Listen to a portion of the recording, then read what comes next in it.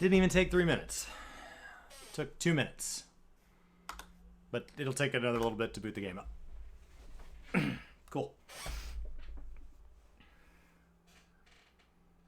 If you watch a VOD, at least you get chapters. Oh, nice. Okay. And then does it mark the chapters itself? Or do I have to do stream markers? Okay. Cool. I'm going to unmute the game here.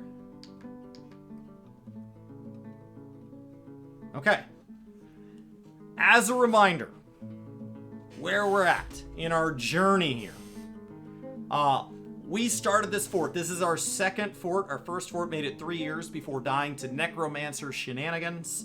We held the necromancers at bay with our wall, but the necromancer began resurrecting dead water buffalo out of our graveyard, which then attacked us and everything fell apart from there. Every time a dwarf died, that dwarf joined the undead army, and once we killed the dwarf, it came back in parts. And so like we chopped one of our dwarf's heads off, and then we were being attacked by a body and a head, and you have to keep doing that until the parts get small enough that they can't be resurrected, because like we weren't in danger of being attacked. Like at one point we were being attacked by somebody's right thumb. Didn't really do that much to us. Now, this time around, we were attacked by a were-lizard.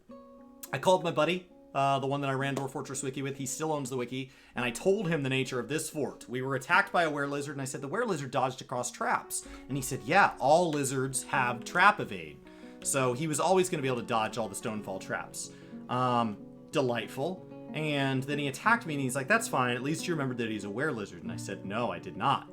So the were-lizard attacked us. We defeated the were-lizard. No big deal. But he said, did you quarantine after the were-lizard? Which is where you separate all your dwarves into different parts of your base, and you lock them apart, because some of them will have gotten bit. And whoever got bit will now also turn into were-lizard. I did not. So I had all my dwarves recover, and they carried everybody down to our lovely little hospital here in the hallway, our impromptu hospital. This was lined with dwarves, all injured. We had about 20 injured dwarves, and 4 of them got bit. And once they got bit, they were were-lizards. So those 4 turned into were-lizards and promptly killed all of our injured people. We then fought them off, and then 2 more people turned into were-lizards. At this point, we have degraded all the way down to where we only have left... we have 10 children and 9 dwarves remaining. We were all the way up to 60 dwarves, but previously on Dwarf Fortress we have worn our way down. We do not have enough graves for all of them, so there are dead bodies in the hall. The purple goo here is just basically the smell of rotting shenanigans, because we have no ability to bury them. And so we are working on that. What we are now doing is we basically, of our 9 dwarves, we have 2 dwarves that are making coffins full-time as masons. They've been recruited to be masons. They were not skilled masons, so they're very slow, and they're very bad at it. So they're making very average coffins very slowly. And the other 7 dwarves are on full-time duty to go in and clean the blood off the walls, and when a coffin is available, haul the coffin into place and place a dwarf in the coffin. The only way we recover at this point is if we get a new migrant wave of dwarves. We start every day in the January of that year, and we are working towards December, and we will hope to God to recover. Odds are we have just lost our second fort, this one in year 2. Not great. All right. So let's pan through our whole fort here. Right now it's running. Right now there's no water source, so we do have some injured dwarves in here. Injured dwarves do not drink ale, they drink water. The other dwarves all drink ale. So right now we are pending a little bit of we have some dwarves that are also probably going to die of dehydration if they do not have enough hydration in their system from before the winter to make it. Oh no! And another one is bit. We have just had somebody else turn into a were-lizard. 1. We are down to 1. Rovad. Rovad, where are you? Rovad. So what we're going to do is we're going to go into our A, B, C, D, E, K, R. The interface in this game is garbage. Everybody attack Rovad. Okay? And hope to God Rovad is not able to bite anybody in the process. Everybody else is, so they're moving into this. We're attacking. It's hard to tell because everything is covered in blood and they're all in the smell and stench. But hopefully we can. We have lost a spear wizard. Rovad has bled to death. Great. We have killed Rovad. Right here. So we did it. We did it, guys. The were-lizard Rovad hopefully did not bite anybody here. We're gonna hope did not bite anybody here. The bigger bad hippo, thanks for sharing, Prime. Let's go see if we can find if Rovad bit. Striking. The human swordsman was attacking. Wow, we could be sending a were-lizard back to the humans. I don't know that that would be received well. It's a very contagious thing.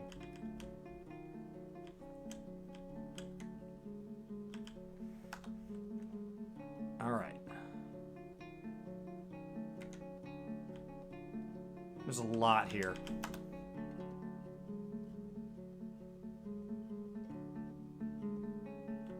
The were-lizard bone carver's teeth. The were-lizard broke their teeth. The were-lizard bites the were-lizard bone carver, tearing the muscle. Oh no, I think we have another were-lizard here. This is not good.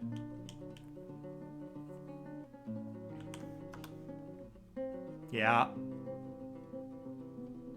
I think we might have another bite here.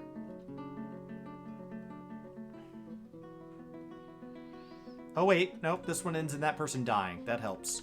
They could have bit somebody that died. So we lost a couple people, so ideally they only bit somebody that died. Ideally they bit somebody that died.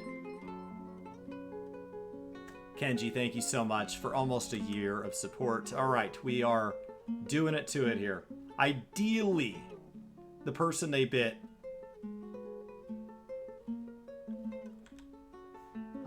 we are down. We lost one dwarf to turning into it. Another one died. Looks like a couple other are bleeding out. We are down to 5 adults, 10 children, and 2 babies. I was a little nervous when the number of children and babies matched the number of adults. We now have children and babies outnumbering the adults at more than 2 to 1. This is rapidly becoming a problem. We did get 2 more graves installed. We're going to go ahead and mark these for burial. We have 1 mason left and 4 non-masons. Our mason is already up to a skill of 6. They are kind of one of our better masons. There are only remaining mason skills, so if bad things happen from here, that's kind of it. As far as masonry skill. We've got rock coffin being made in all 3 of our mason areas. So if they decide to work, they can work in whichever. We have a really well-developed base, actually, here. So the reason that this is not updating, that we don't know how many dwarves are dead, is Dwarven Therapist has jumped ahead and it knows how many dwarves are on the map. Our dwarves do not know how many dwarves are on the map. So our game here, this number down in the bottom right, is a little bit different because we're having to discover these dead people. So as we walk through the base, if somebody has wandered off and bled to death, as we stumble across them, we are becoming aware at the same time that our dwarves are. So we are being notified down at the bottom of the screen every time we discover another dead person. This is rough. We do have an idler. Hopefully that's not just that they're injured. Hopefully that's that they legitimately feel that they can be idle. We have another coffin completed. Good. See if we can haul that off. We would be building coffins for days and days and days. So I'm not sure we would ever finish getting all these people buried without a substantial wave of immigrants. We have made it all the way into February. Another month has survived. Kind of. We lost half of our remaining dwarves in the month of January, so that is a bad trend to set. At this point, it used to be that we had like 10 dwarves fighting a were-lizard. At this point, if one of our dwarves turned into a were-lizard and the human envoy leaves, we will have 4 injured, upset, poorly armed dwarves fighting one were-lizard. It's possible the were-lizard would win. So I'm not sure if there is another person here that is set to turn into a were-lizard, we might be screwed. Okay, we have buried 2 more people here. So I think all of our... We are burying people, so I actually just saw them bury another one. So we buried Irvod and Edgy Meme Bear. Congratulations on getting a grave. At this point, that's a victory. Can we lock in the human? I don't know that that's a good idea. Because the problem is if we lock them in and we die, we don't have the ability to let migrants in. So we kind of need the ability for migrants to be let in. Now, there are ways around that where you can set a lever on both sides of a gate that both toggle it, or 2 separate gates, so that the migrants would have the ability to let themselves in. But right now, it's really best that we leave it. Oh no, one of our babies dehydrated. It died. Oh, and the other baby just died. We have lost both babies. Now, from a childcare standpoint with the remaining dwarves, that is a really tragic advantage. The other baby, yeah, it just updated. But you can imagine that is not great. This is rough. This is rough. So we are no longer having the ability to take care of our... There we go. Now, we did build a masterpiece coffin there. We struck gold there. Small things. Small victories.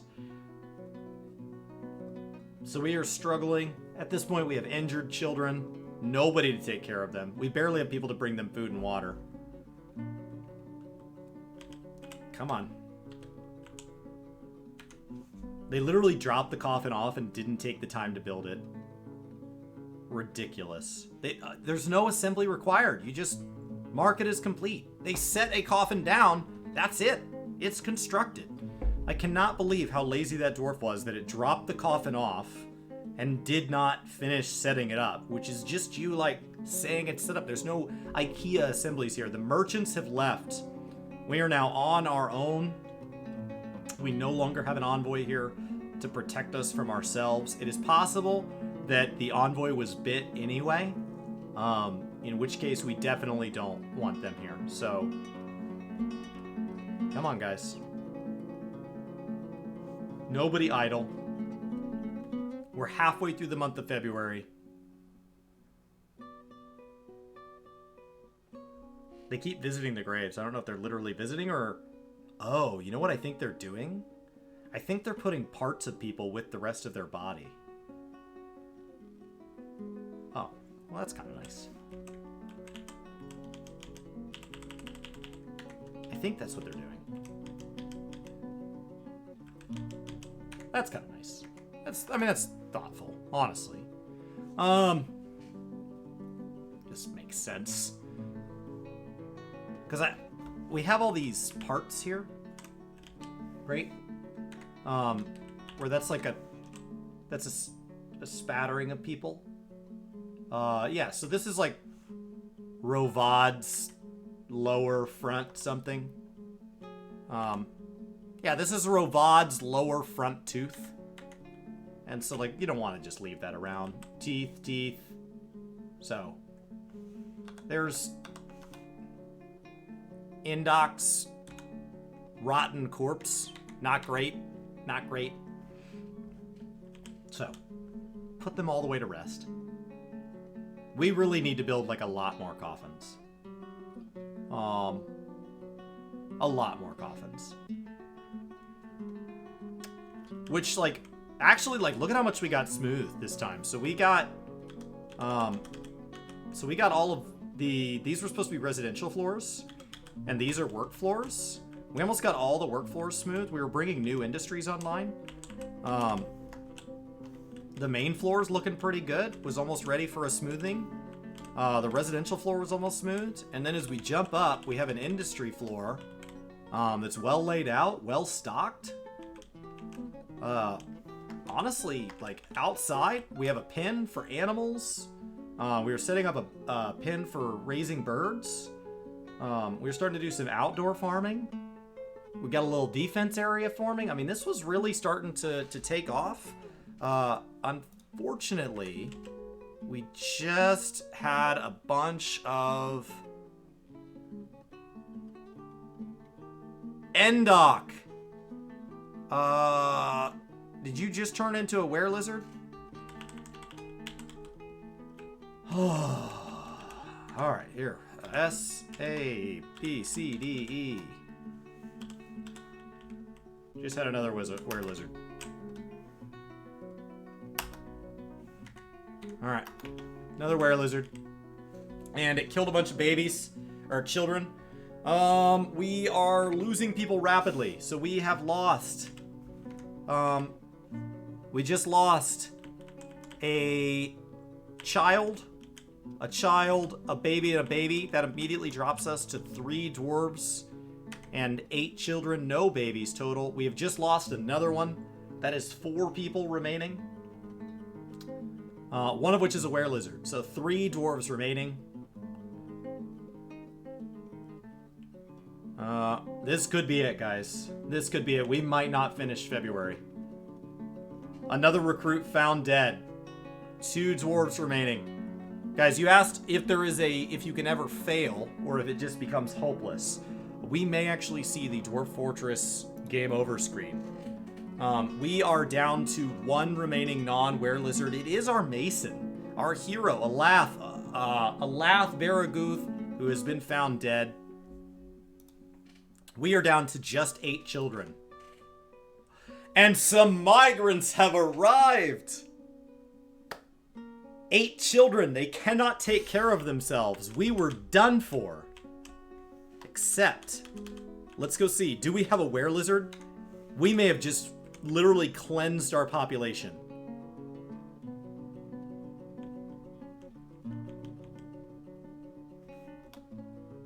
I think that's the best.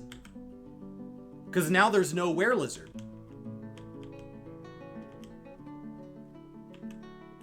Unless children can become were-lizards. If children can become were-lizards, this is a problem. Alright, so how many people came?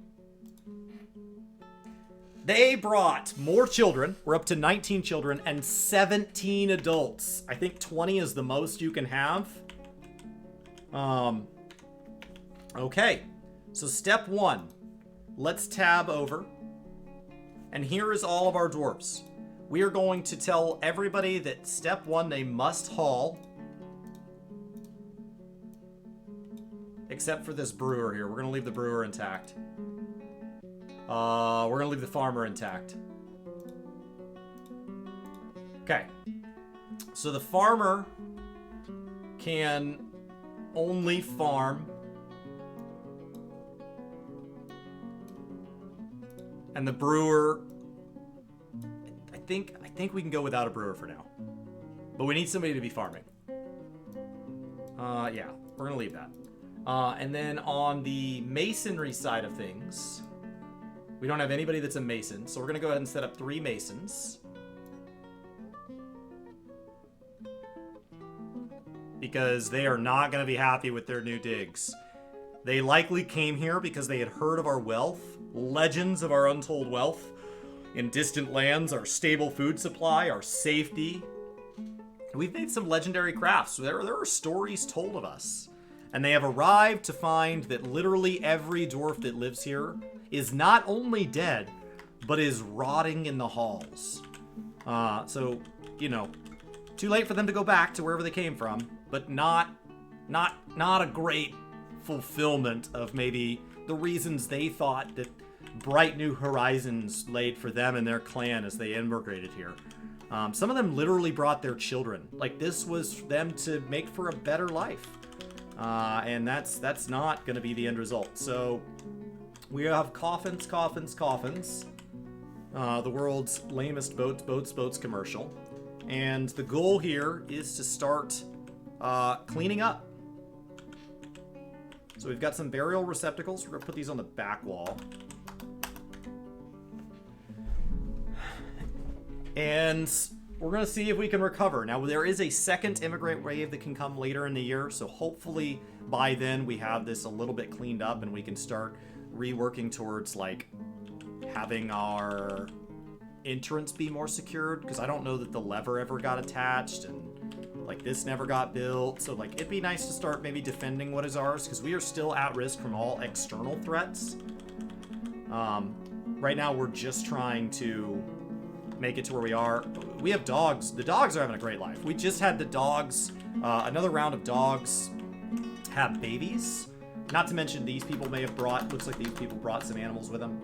A blue jay, a donkey, a barn owl, a mule, and a reindeer cow. All right, there we go. Now, thankfully, they don't have relationships with these dwarves that are rotting. People tend to have negative thoughts about watching their loved ones rot in the hallways.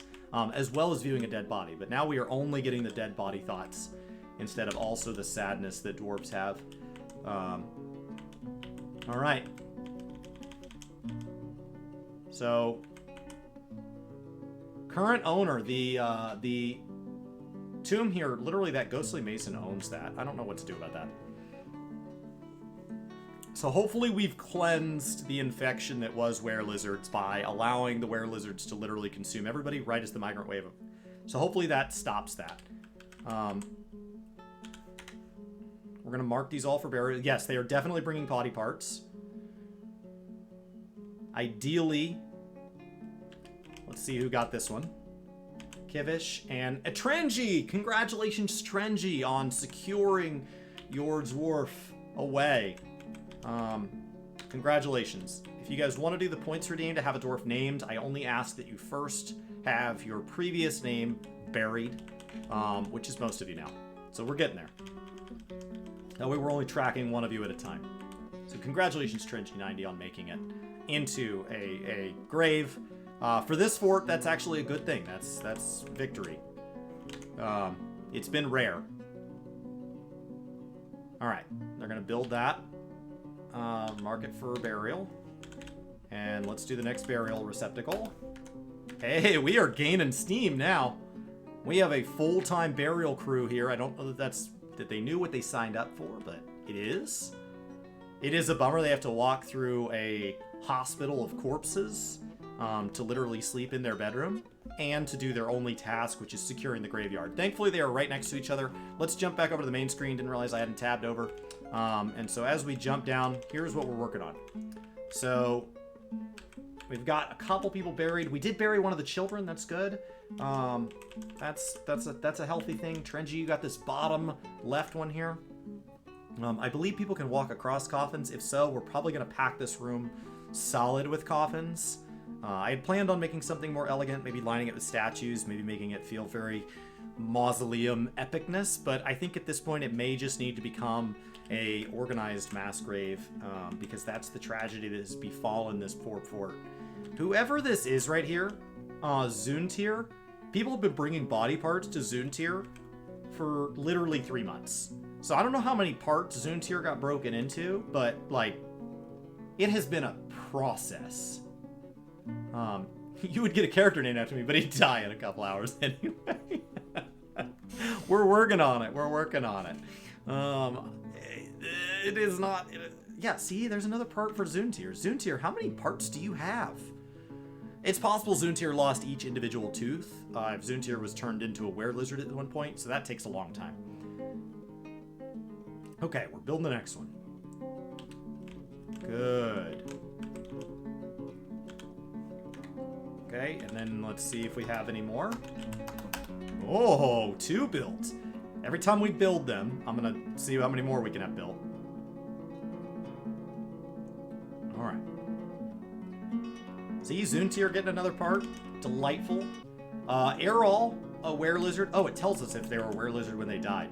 Oh man, you just had an unfortunate end then. It tells us if were-lizard was their last profession. Okay. So let's see if we can make it. Come on.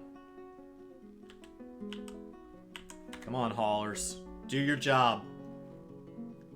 Ideally, this is a year that is more than just burials. We had an epic start. We lost literally all of our dwarves in the first couple months of the year.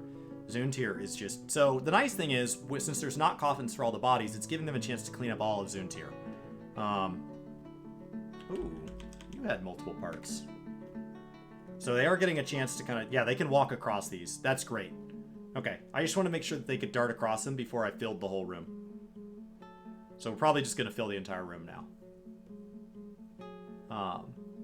Yeah. Every time a dwarf has my name, it dies first.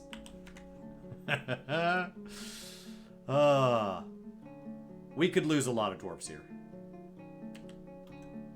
I am not confident this fort will survive, but it'd be nice to have it, you know. We made it through year 2, so this is going on year 3. That makes this tied with our longest running fort since it came back to this game. Not great. I remember used to get forts stable, and once forts were stable, like, they can live like 90 years. You can actually outlive dwarves eventually. So here we buried a goose. I'm not sure that allowing named pets is a good call, but we're gonna keep doing it because that's hilarious. So Domas Dusimad the goose has gotten a tune. Snowlight Bringer, congratulations on getting buried. You know, our goose, I love Goose Game. Nevik, those are some amazing emotes you have there. If you guys have not bought Goose Game, that is like the best use of $20 on the Nintendo Switch. Alright, guys. Do we have more burial receptacles? Oh my gosh, we have so many burial receptacles. Cool. Look at all those. Man, we are moving down here. Yeah, they are just moving along. We have 2 people actively working right now. That's amazing. I know it feels like a small thing, but these are the level, these are the days we live in when this is a victory. This is awesome. So let's go ahead and assign you for burial. I think it's fantastic that we're burying pets. We're gonna fill this room up. This room has 4, 6, 8, 10, 12. It's 13 by 6, 10. So I could put 130 graves in here before we would have to secure a secondary graveyard here. Oh, nope. Again.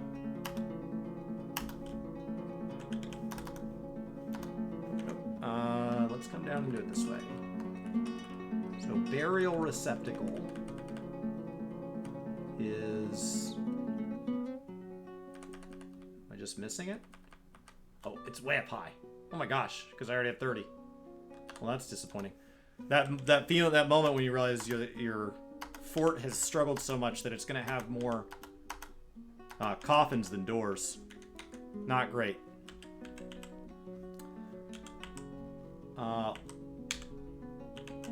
Come on. That's rough. So, unfortunately now, the other problem is that we are burning through food because we have, like... We have a surprisingly large number of people for the fact that we can't do anything. Because 19 kids is a lot. I would rather not have more children than adults, but that's just not where we're at. They're just not very helpful at a time that we really need all hands on deck.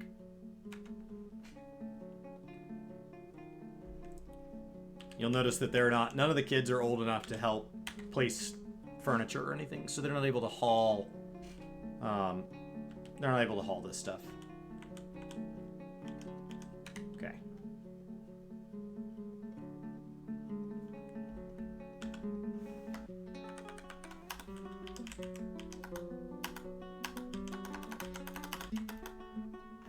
Okay. we go. We're actually getting to where we have more queued up than I would have thought we could actually get to. So we almost have a whole row queued up, which is amazing. So we'll let those kind of finish up before we work too much more. If the idlers pops up, right now I'm just going to let a bunch of hauling come through. So the whole month of March was just about immigrants and placing coffins. Ideally, that means that we are looking solidly down the barrel of maybe in the summer, starting to assign some duties besides coffin maker, coffin placer. That's not a very bright future that we live in at this time. That's not a coffin yet. That's not a coffin yet. That's not a coffin yet. Okay. Cool. That's awesome.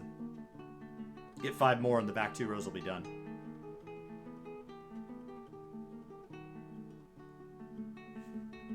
Kind of want that to be... They're getting hard to track which ones are and which ones aren't, so we'll do them as we place them, I think. Okay, a section of the cavern has collapsed. I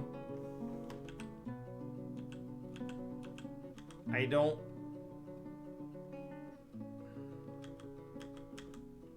really know what that's about. Did we lose a dwarf? No. So we had a forgotten beast down here? Could forgotten beast dig? Because that did not collapse where we were. That's all... Oh my god. There's stuff everywhere. What did that come from? It was wearing stuff. Oh, it was a troglodyte. Alright.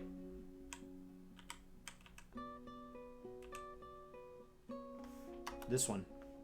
Look at that. That forgotten beast did it. So a troglodyte died, but the forgotten beast did it. Cut its legs open. Alright. I don't really care.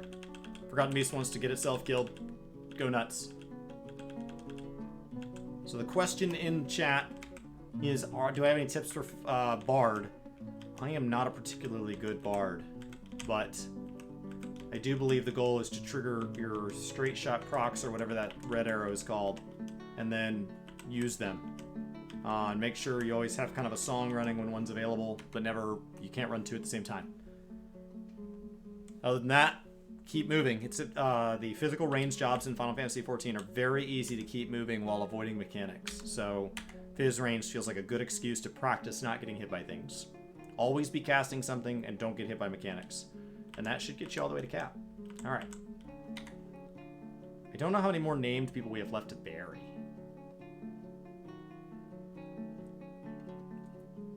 Got most of those placed. Come on.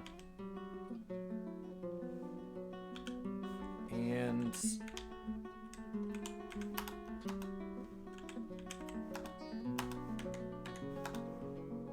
home stretch.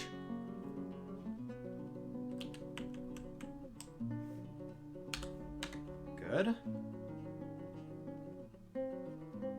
As our masons get going here, the masons are all still level 0, but they are all in the 50 to 60% range of becoming level 1 masons, so they should level up fairly fast because they're basically going to get full-time uninterrupted work. So they should be able to level fairly quickly. It's just taking some time to bury all this. Would have been nice if we could have gotten a little more done before the end of March. Going into the warmer months, and we still have just people getting dragged to graves. I also was hoping we'd have miasma kind of cleaning up by this point, but I don't know how many bodies are in here. So, like, it might just take some time to get all this clear. Like, look at how long those lists are. Some of these tiles, that's all stuff that has to be dealt with. Some of it will be clothing, which just needs to be stored somewhere. If it has an X next to it, it's owned, which means that if, until that person has a bedroom, they won't have anywhere to put it. I don't know if this stuff can be put in bins, but this is all... So that's all where the clothing goes, and it's full. It currently says it cannot have bins, so I've just upped its bin cap here. It has a barrel in it, which has, I don't know. There we go. So that should help. That'll give them all plenty to do. They're all hauling stone right now. That's what they've been using to keep busy, which is fine because that helps keep our... Keeping this filled with gneiss is giving us a bunch of really close gneiss to the mason shop. So hopefully the masons aren't doing anything that they're... except hauling stone and making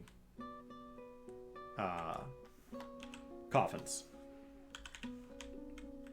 And ideally we're pulling the coffins before the coffins can even be moved into the finished goods pile. So that they're just going straight through.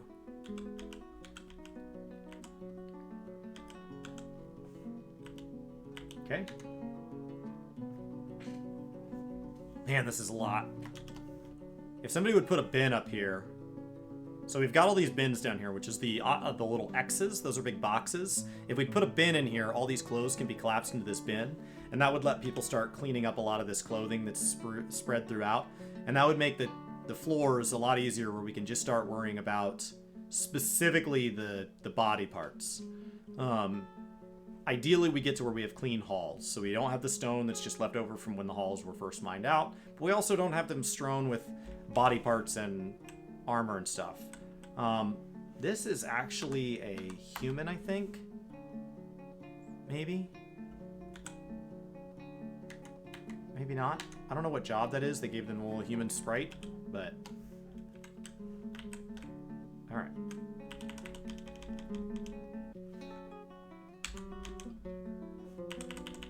Cool. I need another coffin. So we're actually caught up on coffins for now, which is disappointing. I was hoping that we would be able to stay ahead by having 3 dwarves, but it does not look like the case. We have 2 back to work right now. Maybe they had to stop and get some drinks. I don't have any way of knowing how much we have as far as quantity of remaining food and drink. We've never made it to the point that this fort's been stable enough to get a bookkeeper, which would get us the ability to start tracking the inventory of our total dwarves. So the only way we can do it right now is we can manually go look through and just make sure that there is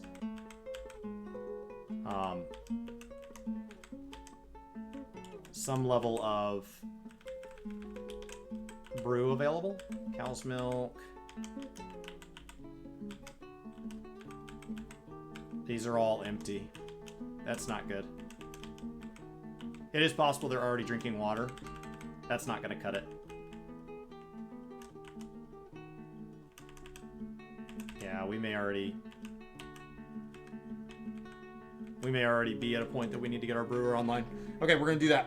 So we had a brewer come in with us. We're going to go ahead and activate them. We're going to turn off all of their hauling and tell them to brew.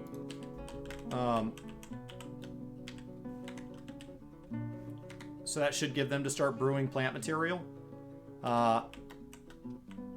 The plump helmets need to be planted. We only have 1 farmer right now. We need a second. So we'll go ahead and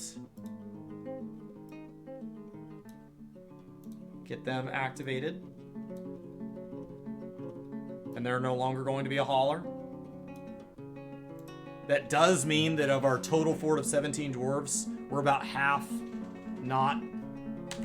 Great, the ghostly recruit has been put to rest. Oh, thankfully. So ghosts without coffins can haunt you. and that can interrupt tasks, and scare people to death, and it becomes really inconvenient. So that's now dealt with.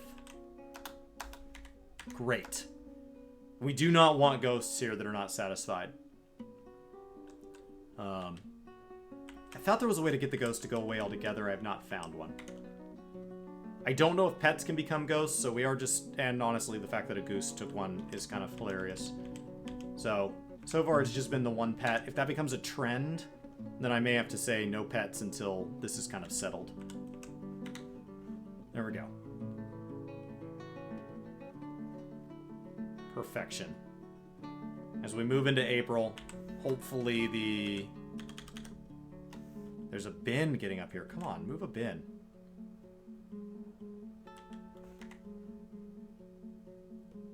There we go. Look at them gathering all that up. Look at how cleaned up it's getting. I assume that person's putting that in a bin. Either that or they're the world's largest klepto. Because they just cleaned the crap out of that room. Where'd they go? They just took all of that gear. Maybe that belonged to somebody? Oh, a lot of that's owned. I wonder if it gets buried with them. You can't bury possessions with them, can you? I don't think so. I thought all possessions were no longer owned. Interesting. I don't know where they went with that. I assumed they were getting a box.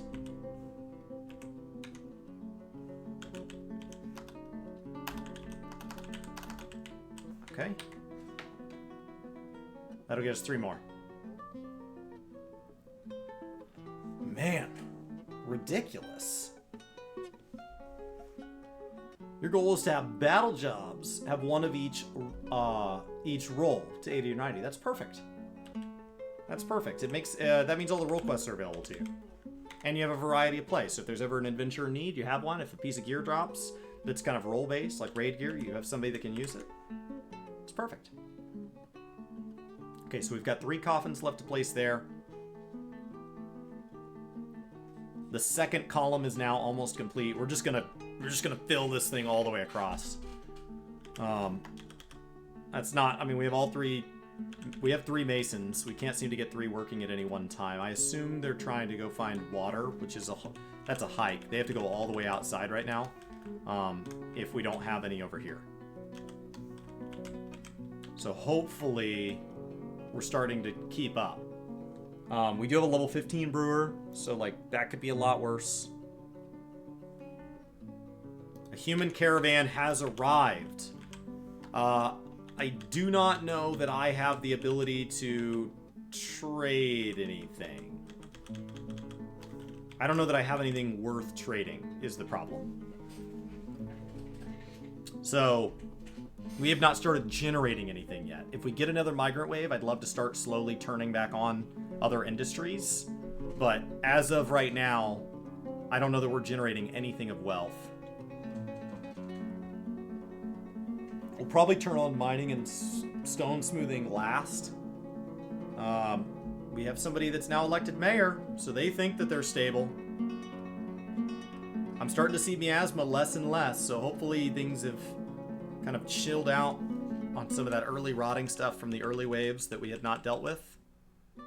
We've been short coffins for a long time now, so some of this stuff was old. You think the dwarf kids got the clothes? Oh. Or one of the dwarves had a kid, and that's what did it. Alright. It's now summer, guys. We've moved into the summer months. We are still just burying people. That is going to be the entire 3rd year. Is just burying people. But maybe, just maybe, it can be a year of hope as we slowly stabilize the losses of the were-lizard gutting us from the inside out. We were up to 58. Things were going so well. Alright, here comes the last coffin. Good. We buried a puppy. That's tragic. It's terrible.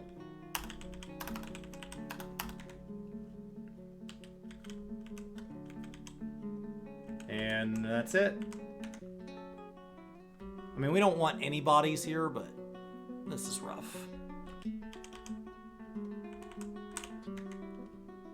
Come on, guys. I think if nothing else, burying the bodies makes sense because they're the ones that have all the parts everywhere. I don't think the puppies were strewn into as many parts. They can be. When I first learned about minecarts, my dwarves stayed out of the way, but my puppies would just run loose all over the fortress.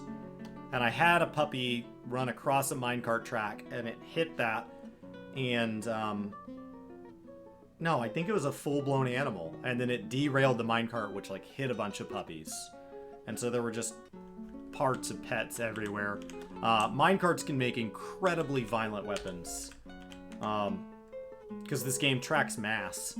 So it kind of just launches its way through stuff once you get them up to full speed. Which, if you have them going down layers, they build up a massive amount of speed. Another were-lizard buried. Good. Good. I don't really want were-lizard corpses everywhere. I mean, I wish they weren't the ones getting the graves first, I think. I think I'd rather all the people get the graves first, but it's what it is. They were once citizens. Alright, we're occasionally seeing people idle. Occasionally. Maybe that means it's a little harder to decide what of the mess to clean up. There's still a mess everywhere, but maybe, just maybe... Hey, we got a bin up here. With all this stuff in it. Good. Good, they're setting up another bin. Okay. A black bear woman has stolen an apple. A black bear woman has stolen a pear. What? What?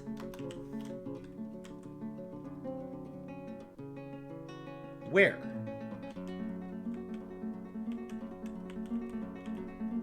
Oh, there it is.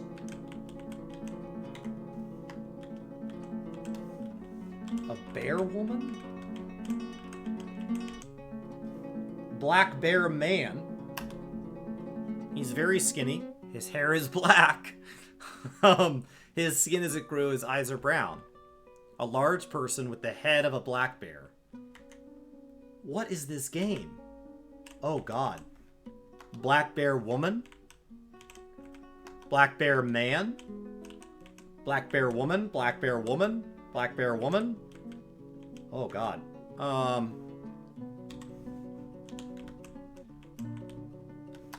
Let's make sure we don't have anything going on out here. Okay.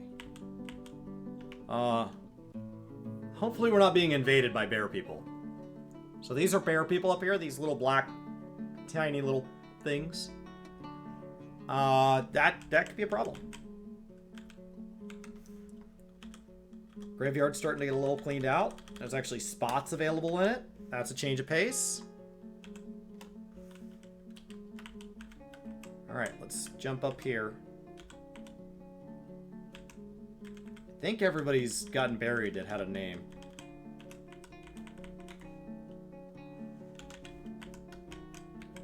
Alright, there's... Go ahead and finish that row up too. That's coming right along. I think the hard part is also that the way they died was also violent, that they're split into so many parts, and so it's creating a lot of hauling tasks, because they're having to bring... I mean, it took like 50 trips to get all of Zuntir into that coffin. So, I think we have a pretty tragic, like, amount of just parts of dwarves spread everywhere. Yeah, the black bear, they're stealing plants. I don't care about that. What I am a little concerned about is that this one right here is wandering towards us. That's a little concerning. Because if all of the bear people invade, I don't have enough traps to deal with that. Hopefully this person is faster than a bear. There are people outside right now. I don't really know what they're doing outside. I think they're coming out to, like, get a drink of water, maybe? There should be no reason to be outside. So I assume that that is just literally that I don't have anywhere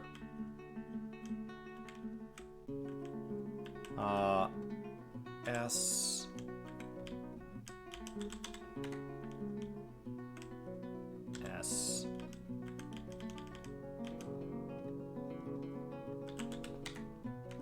and then let's do a stockpile.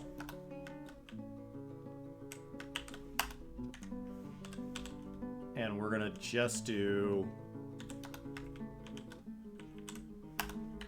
this, and we're only going to allow food, but only drinks. And the reason for this is I'm having trouble tracking visually how we're doing, because we built up over time a lot of like milk and things like that, so the barrels are tricking me into thinking that we have more liquid than we do. So I'm gonna start keeping all drinks up in this top right one. That way we can start to track how we're actually doing. I may slowly separate this into like edibles, so I can start to track food for people that way. I do need to make sure this is also not prepared food, so that if we ever move to meals, it stays separated that way. All right. So let's jump down. There's still miasma there. The traders are here. I don't know that we actually have anything worth trading. I was gonna just not trade them, but it's possible we still do. No. Well, no. We're gonna sit this one out. We're gonna sit this one out. We got plenty going on. We don't need to be making a hauling task. Don't need making a literal mountain out of a literal molehill. Mark that for burial, and that should be... There's one that's not built there, and it's being built right now. Okay. They've already filled those. They get claimed before the body gets moved there. Which is why the ghosts are just so immediately satisfied. Look at that. It's nice to see full bodies go in there. Because those are mostly when I look out. Wow, look at all the blood that's gone. They've done a great job cleaning. Way to go, guys. I have no idea what they're cleaning that with. Water, I guess. Way to go. My goodness. They could have been moving it to the tomb. I don't know that they bury clothes in them, though. I don't think they do. I think they lose ownership. I think that's one of the ways you end up with a lot of clothes in older forts, is that all your dead people slowly just cause you to have, like, extras of things. Because when they show up, they have clothes. So you end up with just extras. Alright. There's still a lot of dead dwarves, even just right here.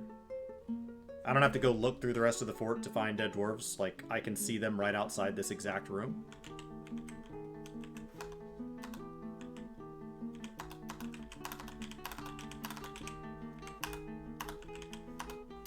Okay. Lots of coffins made as our masons slowly step up in the world. The masons are now level 1 of 20. They've leveled up just a little bit. Good. And if they could build them in order, that would be really easy to track, but they don't. They build them whatever order they feel like. I don't know how it decides which ones to build first. They might build these two first because they were just older, but like all these were sent at the same time as requests, so they'll build them in whatever order they feel like it. Okay. Come on, guys. I look forward to the time that I tell something to be built, and they don't have an immediate... That corpse is not immediately claimed. Yeah, now they're going to build them out of order. Oh, of course you are.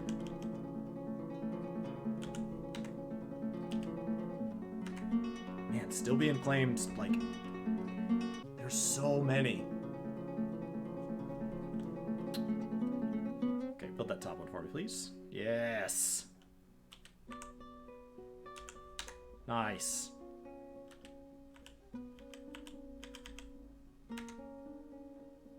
That's great. The merchants are leaving soon. I don't care about that. I don't have any ability to deal with that. If nothing else, maybe the merchants would be able to take on the bear people if they run into them.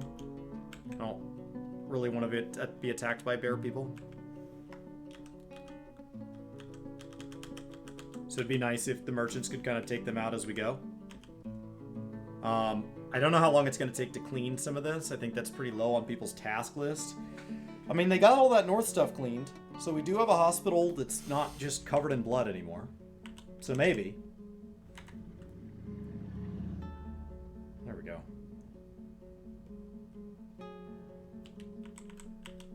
Okay, so we've done all this. Berry, berry, berry.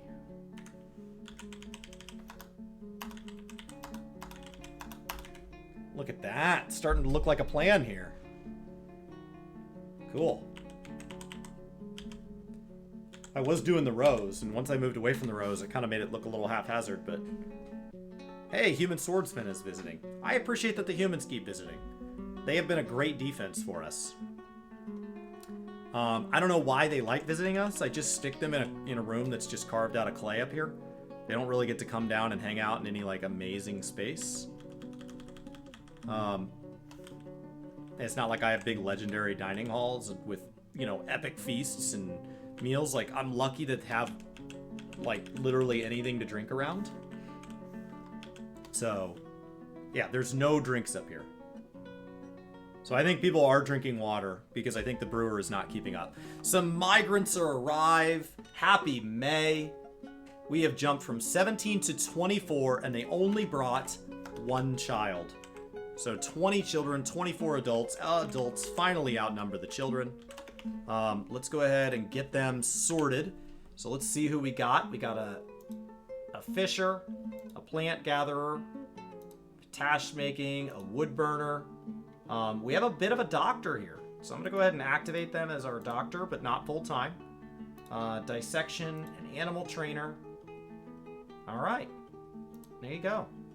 The doctor is good at setting bones and dressing wounds. So still a little risky on the no experience in our diagnosis, but you know, is what it is.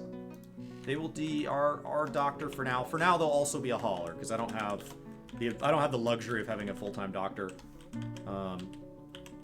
quite yet, but maybe at some point. All right, that should get us even further along. That does put us at a pretty substantial number of haulers, which kind of makes me want to reactivate some of our other industries. I have 2 planters right now and a brewer. Let me go see if that's keeping up. Yes, good. Good. So what we have here is we have brewers starting to come out a little bit ahead. Hopefully, we're brewing at a rate that is outpacing... Hopefully what we're doing is we're brewing at a rate that's outpacing our consumption. We've got a lot of seeds here. Yeah. I don't have any ability to know kind of how we're doing on all that, but it feels like we're heading in the right direction there. That's good. Oh, crap. There we go. Great. Look at that. Coffins are all placed. Every coffin is currently placed. Nobody's still idle yet because that's just not where we're at in the world. I'd like to start reactivating industries. I think the first industry to reactivate is... First, I'd like to see, do we have any mechanics in the house? We do not. So I'd like to have a mechanic. So I'm going to pick one.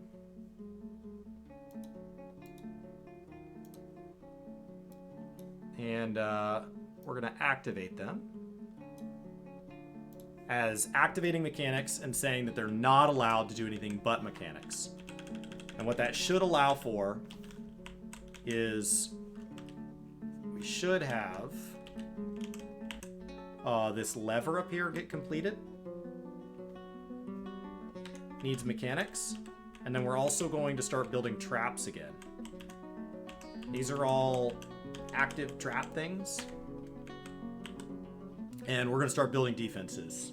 I would love to be focused inward right now and like getting crafting up on board, but we are in year 2 and still not like stable defensively. I think that's a rough place to be. Personally. Oh, nice. We got all those 4 coffins in.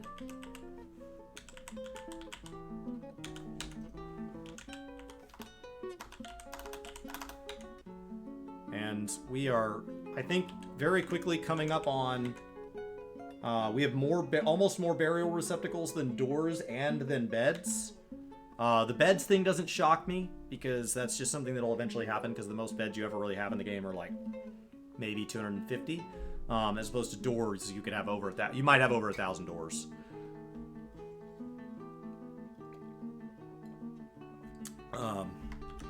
We have quite a few doors down here to be placed. Actually, no, we don't. We have a handful of doors down here to be placed. And we have a handful of rooms that don't yet have doors. But not that many. Nice. Come on. So we no longer have dead bodies in the bottom section of the hospital here. Small victories. Ideally, that means we're getting to the point where, I mean, there's still dead bodies. People are walking by in the hall. Dead bodies here, but less body parts. There was a bunch of body parts here, and there was a bunch of clothing of dead people spread throughout that has all been picked up, presumably cleaned, and in here. It is owned by people if it has an X next to it. So there's a little bit of an ownership thing there. This should all be Craftsdwarf stuff. So this is all stuff that, in theory, should be tradable. So we have a decent amount of wealth here, but I would like to get some more crafters on board. If I go to stone crafting, I'm going to go ahead and set 2 of our haulers as stone crafters. And that gets us to 2 of 8. And we're going to go ahead and reactivate. We've got stone crafts, should be activated all the way around.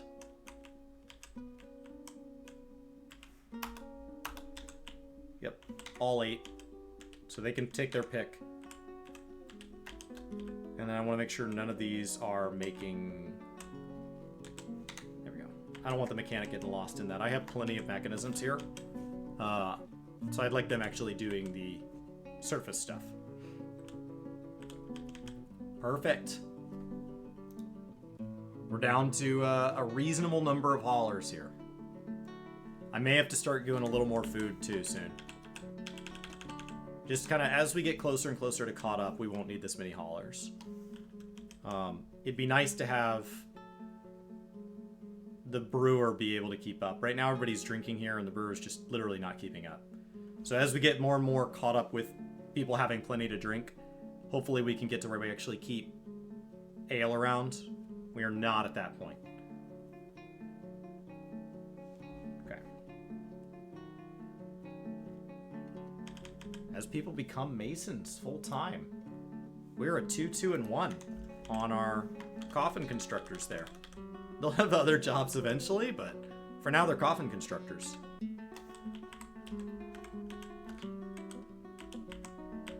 Okay. Cool.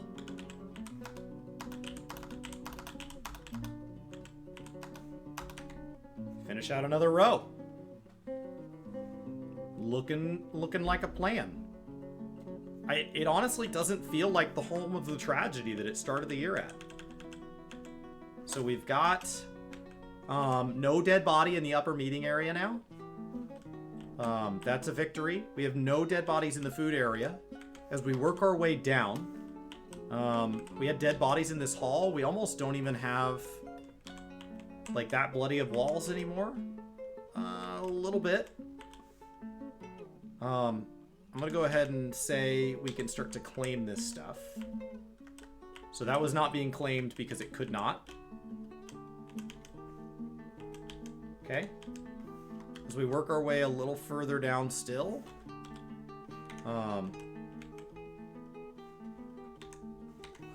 This one? Yep. We've got some pools of blood on the stairs there. Logs there for some reason. Probably dropped them. Some clothing here that looks like it's not able to be organized. Alright. So that gets us squared away all the way down to the residential floor. Let's go ahead and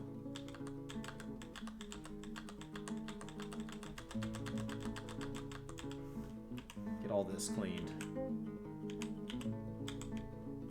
So I assume actually now at this point a lot of this has not been cleaned up because it can't. If something falls in combat, it by default is not claimable. That's a default setting. You can disable it, but the reason it's defaulted like that is that what you don't want to happen is somebody dies and then a bunch of citizens charge out to collect their stuff while there's still a fight going on. So it defaults to being something you need to manually go through and clean up a little later. Looks like we've mostly got everybody that was broken into a bunch of parts cleaned up, and we're down to just like full bodies. Look at that. We don't yet have idlers, but I think we're getting ever closer to having a time where people think that they don't have anything better to do, which would be truly ideal. It is possible there's still some forbidden clothes in here.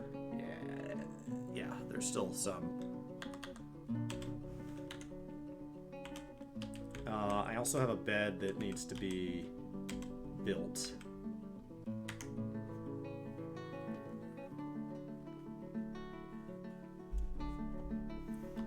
So I think as we get a little bit closer to it, I might actually go activate our miners again.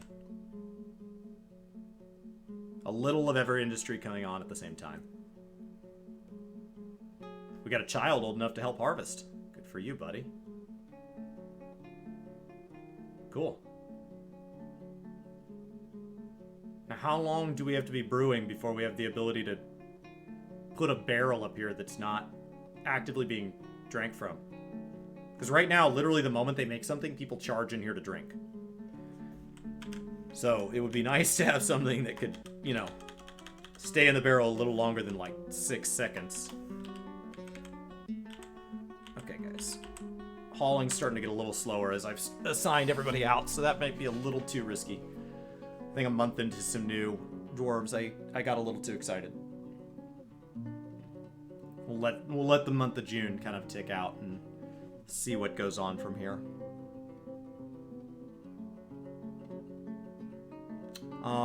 We have a mood. Daigle Gaith something. Daigle. Daigle is one of our masons. So, hopefully they just want to make something out of stone. That would be ideal. They have taken a mechanics workshop. Alright. Let's go to a mechanics workshop and let's see what they want.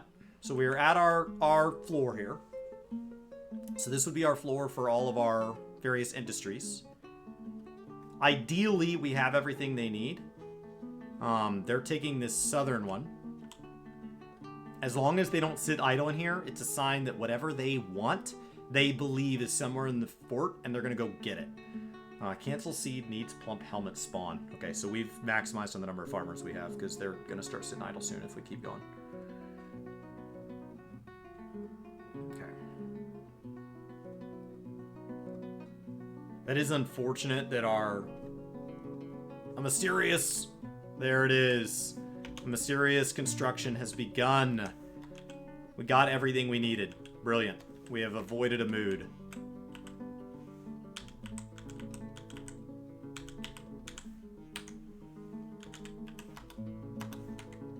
And we'll plant the next coffin down while making those all available for burial. Ideally, I'm coming up on done with needing stuff for bodies. We are at 6 by 13. So we have 78 coffins now constructed that have all been claimed. Our max population was 58. Now there's a couple of pets in here, but just 2. I think 1 puppy and 1 goose. Hopefully not that many pets died anyway. People do like pets being... Like, if their pet dies and it doesn't get a coffin, it makes them sad. But since we wiped out literally all of our dwarves, I assume we weren't in risk of a tantrum spiral there. Because we literally hit a clean slate.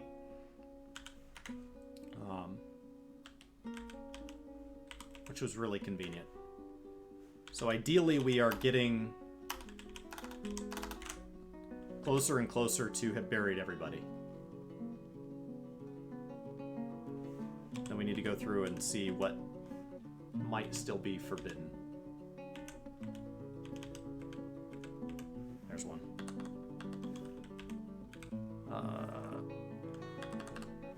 Forbid.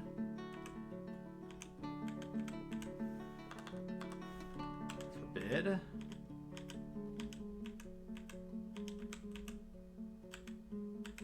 I think we've got everything here. Oh, nope, there's one. Got a lot of seeds here. Seems like we have a lot of seeds that need to find a home. Okay. So I think every item can find a home now. I haven't seen any of that. The bins up here is going to be pretty pivotal. Because otherwise that's just going to fill. So if we could get more bins in here, that would be really, really great. We have plenty of bins, so I don't know what the excuse is. Other than somebody doesn't like organizing. So if they could kind of... It'd be great if somebody would come down here and grab one of these bins.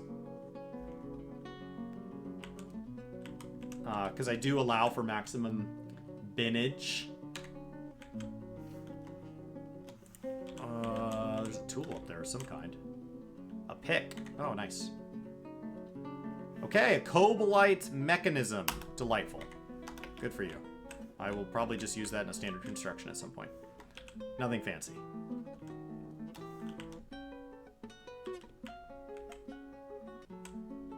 And we'll activate burial for those. Man, it would be incredible if there was nothing left to bury. I'm waiting for it to be claimed.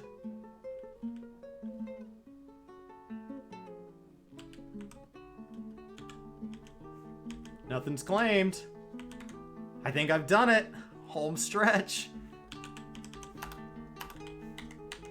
I think I might actually have it. I think I only needed 79 coffins to completely reset everything. End of an era, guys.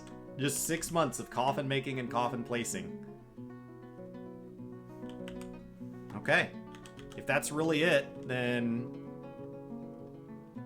let people organize. Hey, they're bringing a bin up here. Good, good, good, good, good. They should place that down, and then everything here should be able to be sorted into that bin at some point. There's also going to be a fair number of owned things in right here. People are just storing their goods in like a shared pile. So one of the things I could start working on is we could set up bedrooms this time around. Last time we didn't get to the point where we had bedrooms. But we could consider that. Alright. I think this was clothing making over here. So the first thing I would say to set up is probably our mason floor. Because we have all 3 masons, right? So we'll place a bed here. And we'll give our 3 masons bedrooms. We'll give them a table. with a chair at it.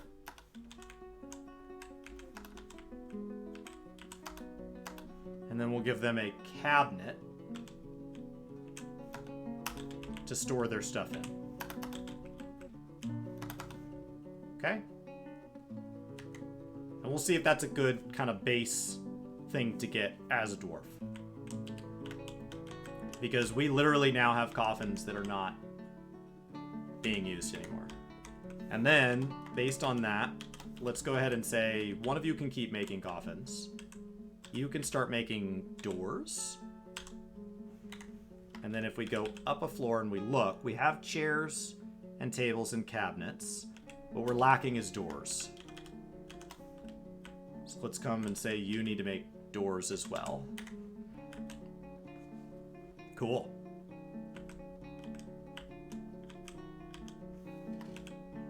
Start making more doors. That's really exciting. That's really, really exciting to be caught up enough. I didn't think this fort was gonna recover. I mean, you stay with it because it might. It does happen. But I was starting to get a little concerned. A tiny bit concerned. You know, somewhere around the point that we had literally no dwarves left, I would say some concern was valid. Alright. Hopefully, we're getting to the point that we can start brewing here. Yeah, brew from plant. So what did the dwarf with the mood made a fancy mechanism, which will probably end up just being used in a trap. Hey, more stuff died. What do we got here? So we tried to be attacked by a giant squirrel or something tried to just come in that didn't belong here. So we got some giant squirrels. Nice. And they'll reset those traps.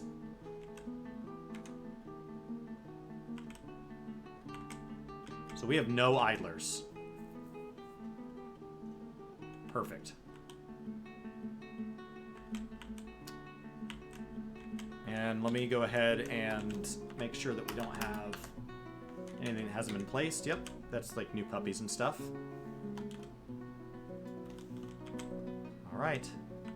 As we jump down a little further, we're starting to get a little less blood.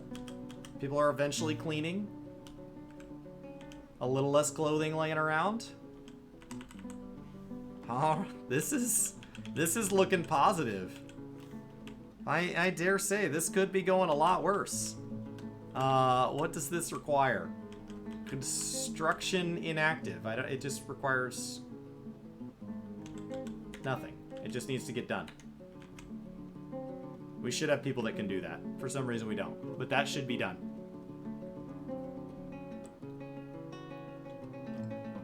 That should be no big deal whatsoever.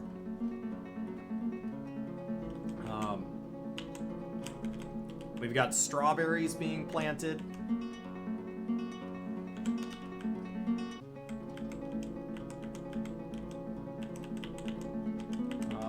This ground up here has like... You can only build on so much of it.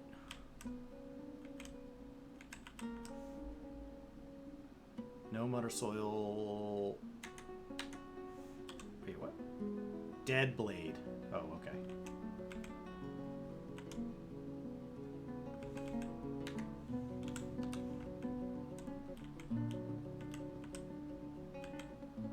Mud is left by water. Yeah, I would have to start placing water. I was really hoping to find another spot to build a little outdoor farm again.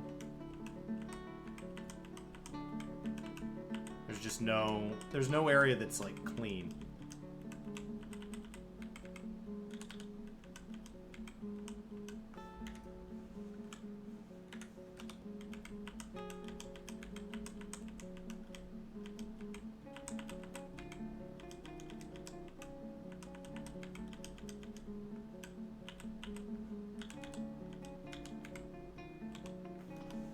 Okay. Plant another farm. Start planting some more outdoor crops. Ideally something that's brewable. ideally. I don't really have any way of seeing what we have and don't have. We're not really outproducing. We're not outproducing consumption right now. So that's the problem.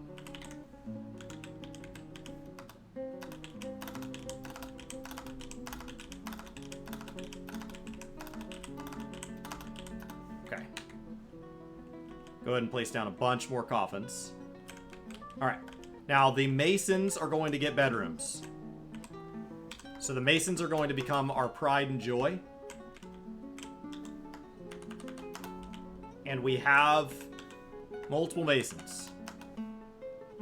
Is the miasma clean? Miasma's clean. Everything's clean. So, our masons right now are...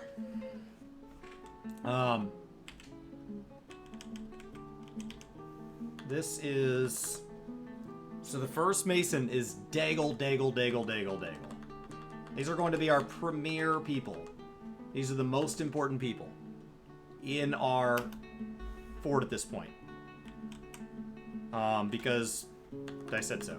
Because the Izum Artoberith. Okay? And that is simply because, if nothing else, they're the ones that have been building coffins, and the industry is done. Izum Artoberith, and then I need a Edzul Unib. Edzul. Nope, wrong. Edzul. Edzul there we go. Alright. So, we now have the first 3 bedrooms. We are in year 3, and we just now have our first 3 bedrooms.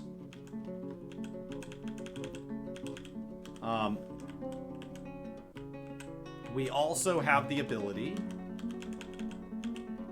to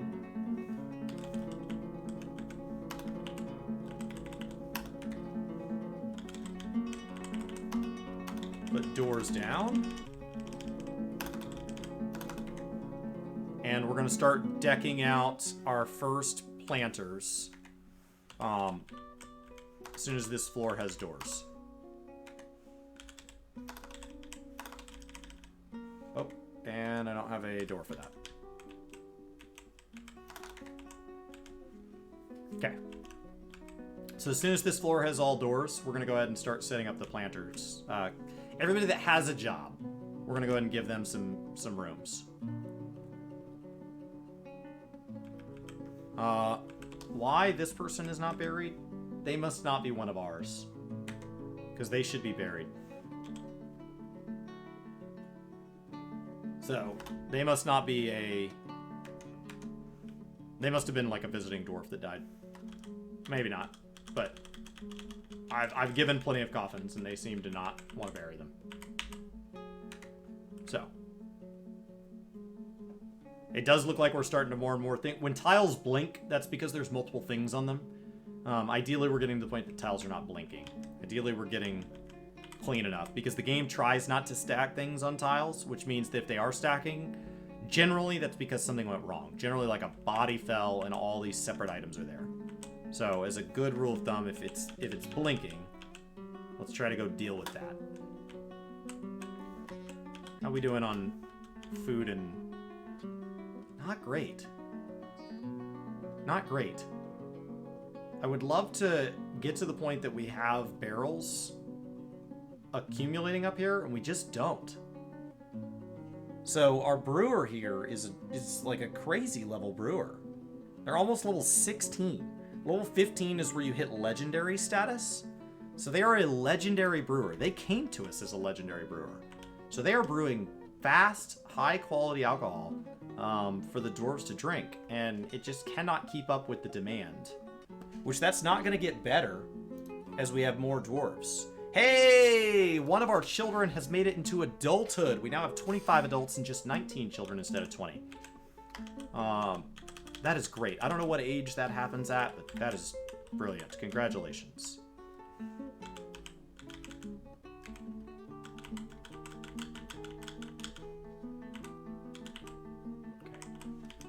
Those have all been marked. I don't have coffins. What do I have? We have chairs, cabinets, tables. So it looks like we have everything we need for bedrooms. That's what it looks like we're supposed to be using haulers for right now.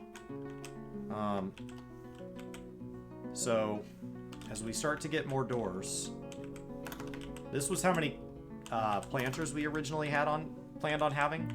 I mean, it's how many we did have. Oh, those doors down there must just be set for something. All right. So, hopefully we can get, once we have all 7 of these, I can also do the cook and the brewer, which is down in this wing.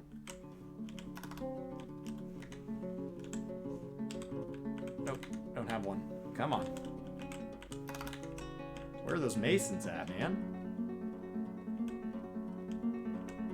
Now, our mechanic is literally full-time just setting up traps right now. Those ones with rocks on them, those need to be re-enabled. So the mechanic's having to deal with that. That's a bit of a process. Be nice if we could dump this instead of just letting them rot.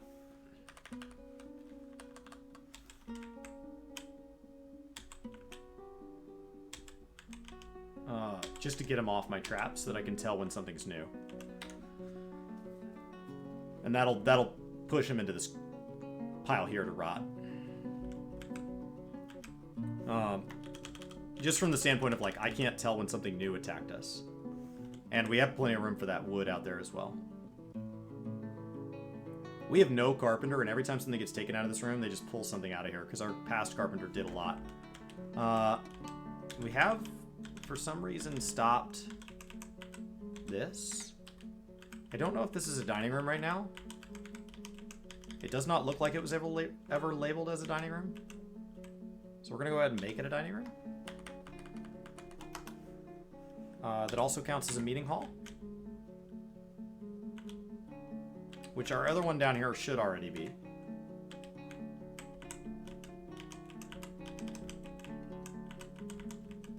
It also, there it is. I was like, did it also not get labeled as a meeting hall?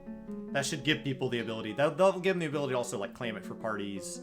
Tell them they can rest there. So it's not just eating at a table, it's eating in a dining hall. Look at all that clothes we have. My God. That's amazing.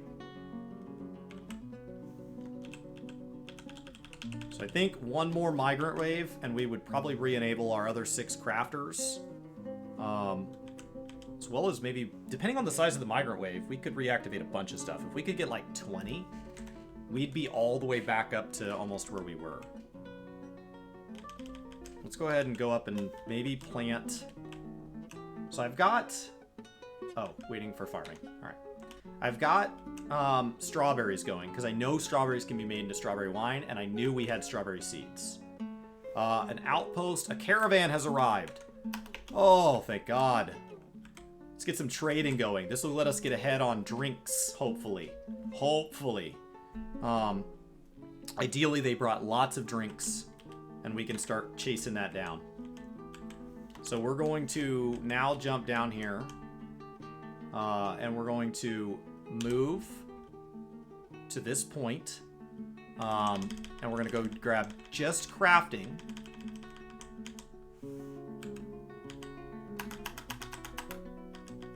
And that, just the bins. The bins are really fast to gather. Cool. Now that I have a...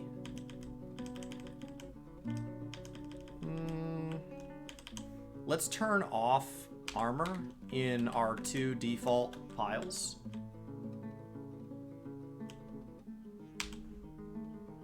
From the entire category.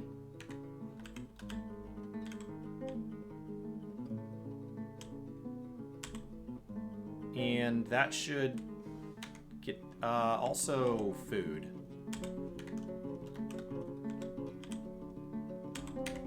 I'm hoping to start getting some gaps in these piles. And then we're going to go down here and say that in this pile, we can now also have armor. There we go. And that should separate that. Start slowly moving things into proper piles. Okay, so we've already gathered most of those. As soon as those are up there, those will be marked as trading bins. So somebody will start a new bin. So it's never totally clear, because what will happen is the moment that a crafter, if you have all 8 crafters running, they'll just start producing for the next group. But for now, we should be able to get pretty close. The merchants have arrived and are now unloading their goods. We are going to need to activate a broker. I think our medical dwarf is a good choice here. That's Tholtig. So our broker here is going to be Tholtig. Right here, the Bone Doctor. They are a talented negotiator and judge of intent, as well as an adequate appraiser, intimidator, and accomplished conversationalist. Good. Way to go, Tholtig. We have a temporary hospital. It'd be nice to make a proper hospital and then give them like an actual... I don't actually have a preference on all this. You can set preferences, then you have to pay extra. So once you're really wealthy, it's worth doing. Not right now. Alright. How we doing on crafting? Everything is there. Good. Everything but the new one. I would like to request the trader. Yep, that's fine. I do not care. I appreciate how detailed the game wants me to be right now. We are just a lot more about just kind of slamming it. Just getting it close. Trade at depot. Good. They're on their way. Thankfully, they have their own sprite within this sprite set. The Phobos has always been my preferred one. I've tried a number over the years. I had my own made at one point that I just made myself.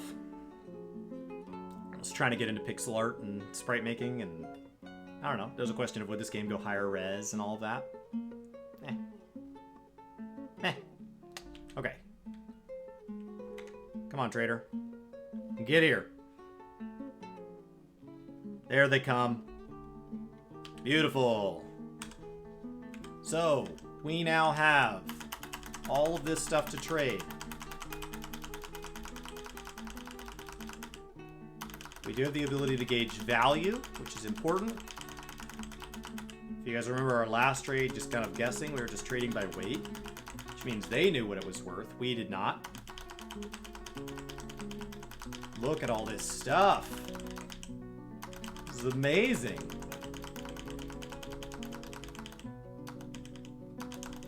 Some of this is of reasonable value. This must have been made by the crafters of old. I don't know that our new crafters have this capability yet. This may have been made by our fallen compatriots. Because there's some stuff in here of serious value.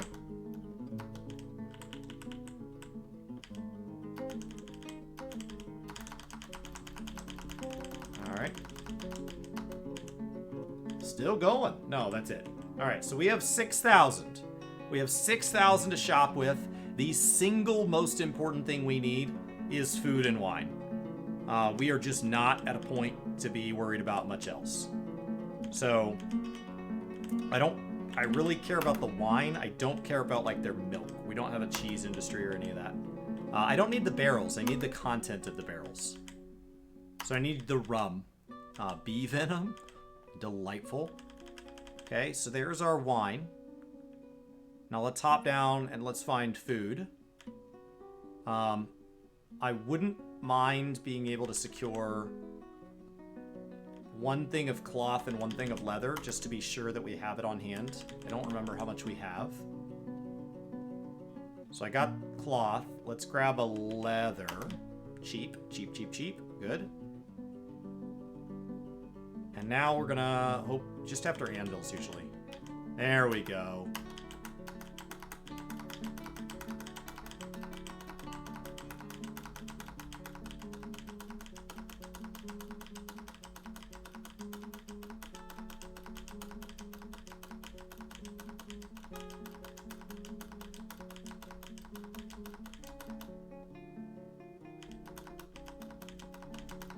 Check in value.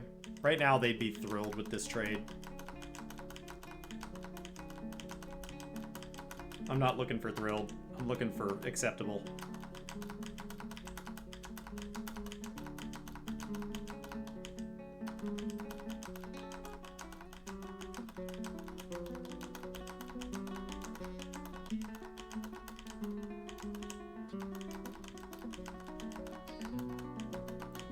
Focus. Okay, so that was all of those. The next category of food down here is cheeses.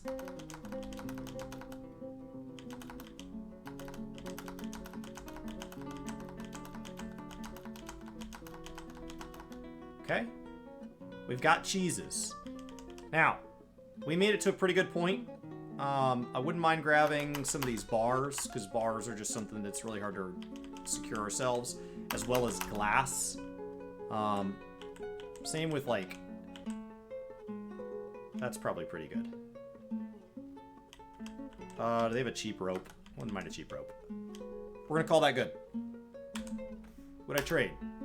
He seems ecstatic! I have given him a highly profitable trade. Ecstatic builds our relationship with them, so that's a good thing.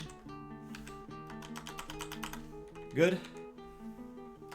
And that gives our dwarves a bunch of food. We're happy. They're happy. Great. Everything I gave them was made of stone. You know? I don't care. I don't care. And so that is the key to Dwarf Fortress here. This game from 2002 with constant updates that cover everything but UI and graphics. So we should be very, very content there. I'd like to move to being prepared foods again soon, based on the fact that we just got a massive amount of food added. We actually have 2 spots in these, so they'll probably get filled with like bars or something, but ideally we can move to where, like, maybe, just maybe, we have spots appearing in our initial stores. But the initial stockpiles, these were stored in like month 1, month 2. We are in year 3, and we are still using these. A lot of that is that I let kind of these wood bins come in and clog up a bunch. And I don't really have anywhere better for them to go without dealing with this, and I just haven't. So, we'll see. Looks like we have a couple of doors.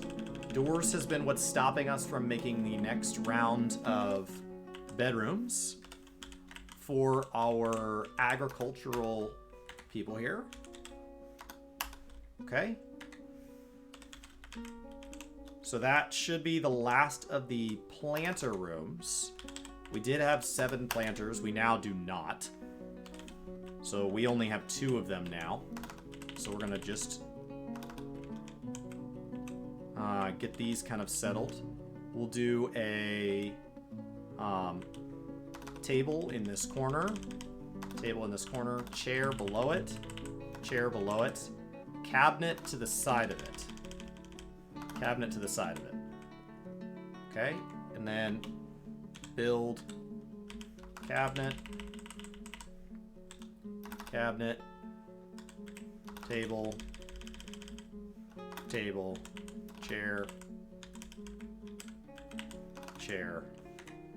bed. Okay. And then the goal would be to make all of these match. This is mostly so I make sure they're all identical.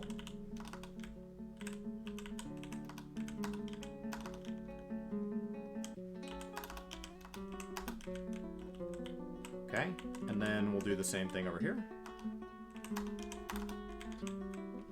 So I don't forget anything. They don't have to be identical like this. It just helps clean it up.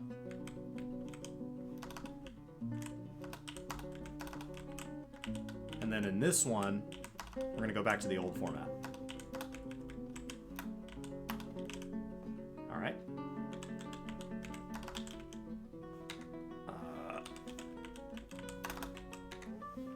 The F. So we'll place all the cabinets first. Bed second. And we're gonna make all 7 bedrooms. We're just not gonna turn them into bedrooms till they're ready to be assigned.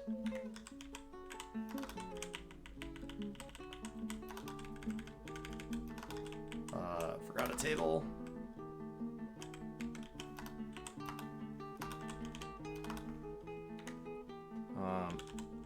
And then chair. Okay, there it is. We got our chairs.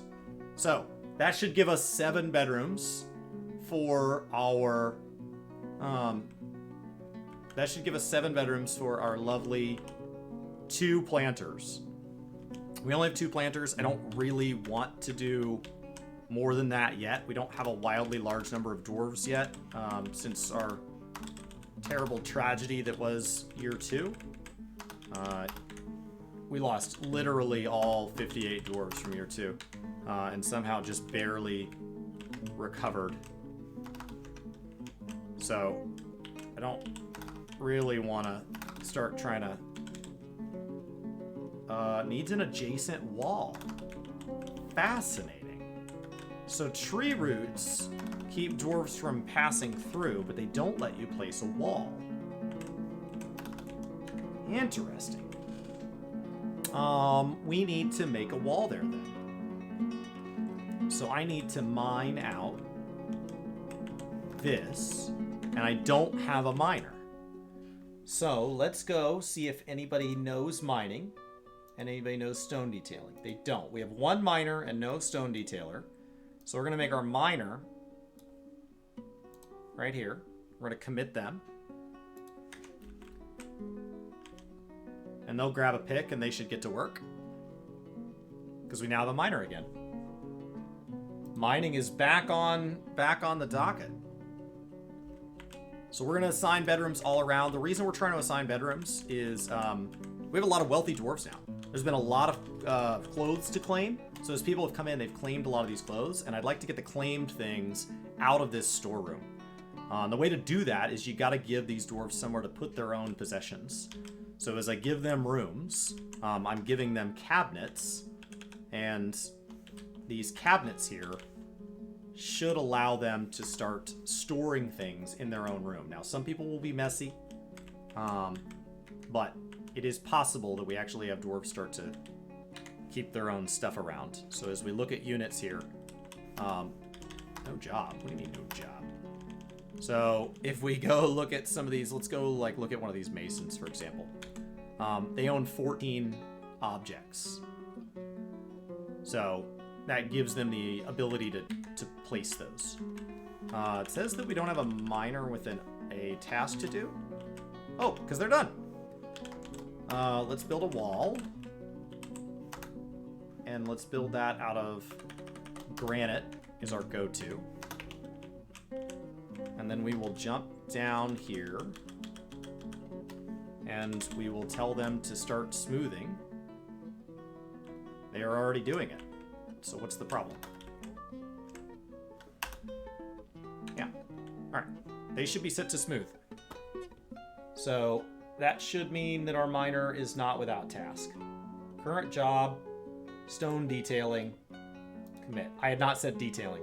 There it is. Now they have a task.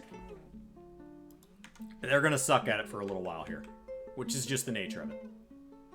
So, Phelan, welcome. Gunshin, welcome. Hopefully you guys start to take some of this in and enjoy it. It can be a lot to look at. When you first look at this game, it's got a lot going on, and it does not display a lot of it on its face. It's very, very deep and complex, but the UI is just not.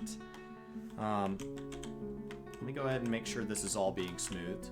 Smooth walls do make for happier dwarves, so I'd like all that to be smooth. We had 4 dwarves doing mining and smoothing before, so we were actually starting to make some decent headway. We even had somebody that was level 20 at it, which is the max, so they were really cranking through it. We just don't now. Our mechanic here does not seem to work very quickly, which is frustrating. Once again, we had legendary mechanics. We had a lot of good stuff going on. We are just not at that point. So, when you first look at it, I could spend a week looking at a handful of screens and not understand it. So thankfully we have a tile set on here. So there's a couple of things going on. So the first is there's these little door icons. They're exactly what they look like, right? So bedrooms are pretty straightforward. You got a table, a chair, a dresser, a door, and a bed. That room can be designated as a space that is called a bedroom, which can be assigned to a dwarf. If you don't assign it, they can be claimable. And that means that once a dwarf owns it, that is now their space. They own that. So as soon as we have a bedroom, we can go ahead and make this a bedroom. We can grow and shrink this space, right? We want to grow it all the way to the confines of that room. And then I can assign it, and I can assign this bed. And we have 2 farmers. Our first and most powerful farmer is Aerith. Aerith Unz. And the reason I want to assign these is, first of all, happy dwarves. People like having beds. So, Aerith over here. Make sure I have the right application. Aerith over here will be happier because she owns a bedroom. She's going to be much, much, much happier. All the brown names mean they already own a bedroom. When we start to deal with spouses, it's possible that if I assign like one spouse a bedroom and a different spouse bedroom, that they show up in the already owned list. But that's not what's happening here. We have multiple Aeriths. That's a child. That's the wrong Aerith. Aerith Unsenkog, our planter here. Now that will make Aerith happier. Now you'll notice Aerith shares with Reg. So Reg Lorenzen now also has a bedroom by the very nature of that. Doesn't matter if Reg ever gets a future job, I'll assign a bedroom then just for my own bookkeeping, so I don't have to worry about it. And they'll just own 2 bedrooms, I don't care. Bedrooms are cheap to make. So what that also means is that Aerith, when Aerith is done after a long day of planting in the underground farm, Aerith can just pop upstairs and go to sleep, which minimizes the amount of time that Aerith is not doing stuff like that. I also, if Aerith is hungry and willing to eat at the local dining hall, I'm going to set up a dining hall right here, and that should allow me to make... So what I'm going to do now is we're going to set up a dining hall here. If I have enough.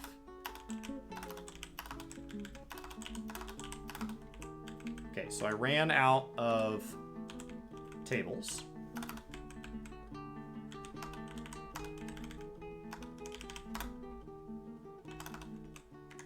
Okay.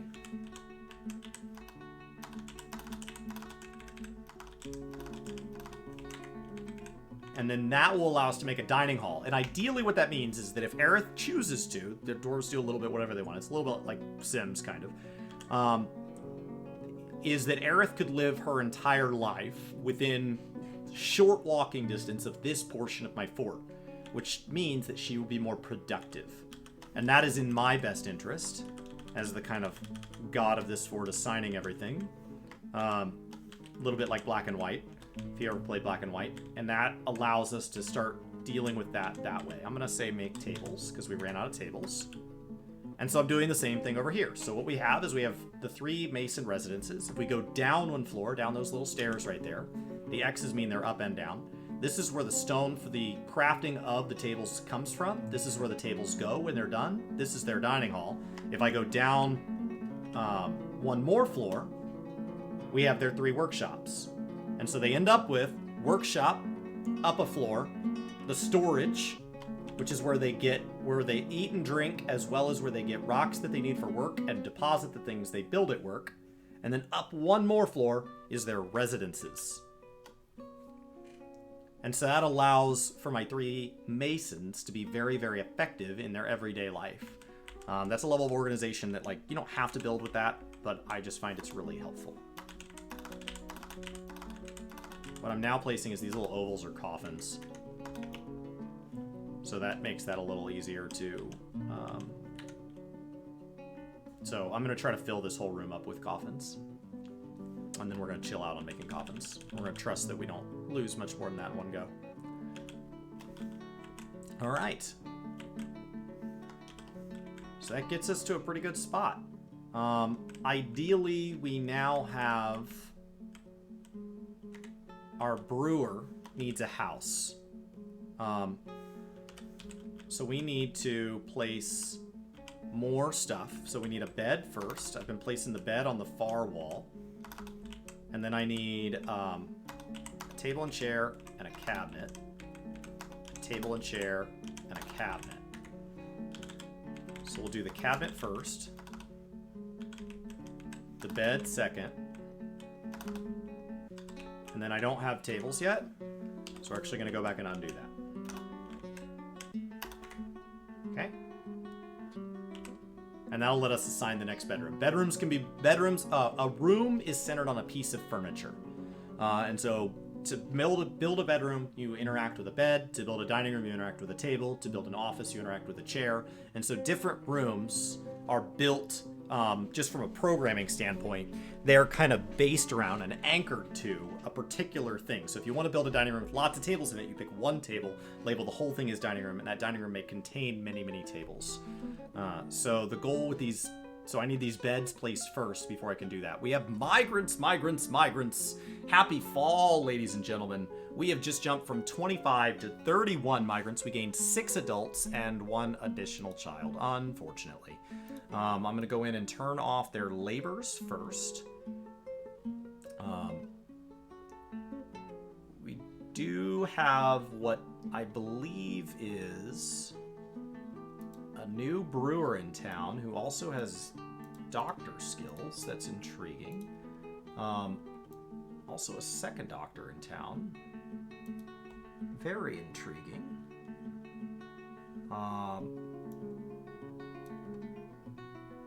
Thotig here is our actual doctor. I'm going to go ahead and say that Thotig is about to have no other job to do. They're going to be a doctor, our broker, and then I'm going to assign them another job as well, but that's going to be bookkeeping. So that's pretty good, actually. We have a lot of idle dwarves again. I think it should be time to... crap. Come on. Little fat finger there. So I think it's time to start assigning more crafts dwarves. We have a lot of idle people.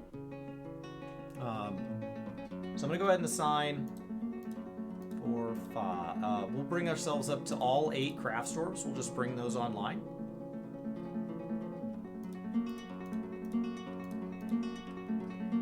And that'll max out our crafting. And that'll be the first industry that we fill out that is really like extra. We have only 1 mechanic, so like defenses is not getting that massive a priority. Agriculture is still very, very underwhelmed. But I think it's time to start building wealth. So, Neonuts, hello and welcome into the fall of 192, where our dwarves have recovered in year 3 of our second fort, and we have actually made a full recovery. We had 79 things die. We completely went down to no adult dwarves remaining. The babies were dying. We had a couple of children alive that can't really take care of themselves. And now we have extra coffins here for the next wave of what I'm sure will eventually die. But for now, we are in pretty good shape. Okay. We do have 1 miner. And that's it. I wouldn't mind setting a couple more. So I think we're in a good spot where we might move to multiple miners again. I got the crafters up first. The crafters' bedrooms are actually... Oh, that's nice. I didn't know you could do that. The crafters' bedrooms are actually used as secondary shops. So I need to kind of take care of that before they can be made into full-time bedrooms. But the next thing I'd like to do is I'd like to mine out a hospital. The hospital I would like to ideally have it be right here. And I would like it to be mostly centered on this side. But then off of it, I would like to set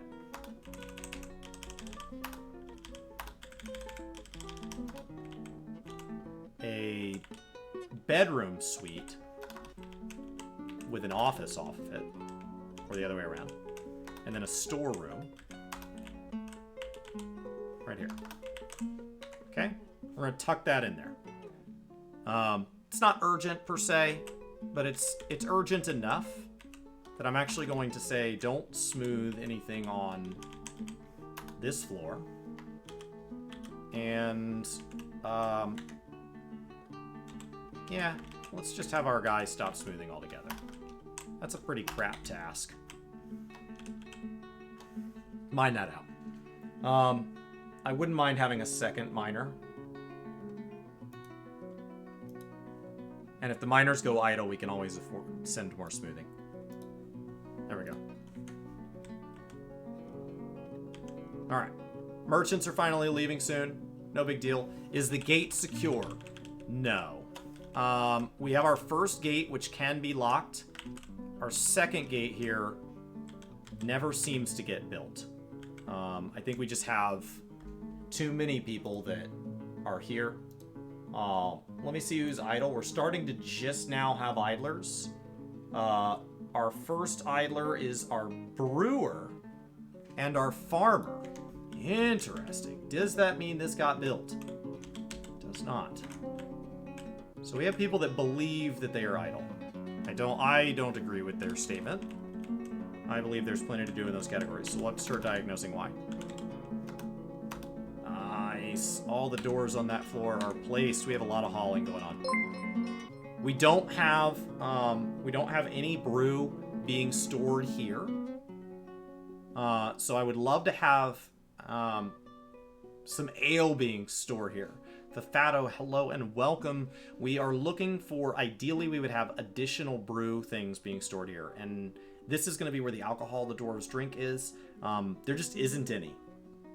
And so because of that, that tells me that we're not that wildly ahead in all of that.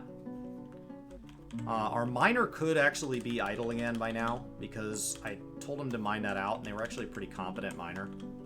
So it's possible that that's mined out already. Nope, not yet. So we have 2 miners. They should mine this out fairly quickly.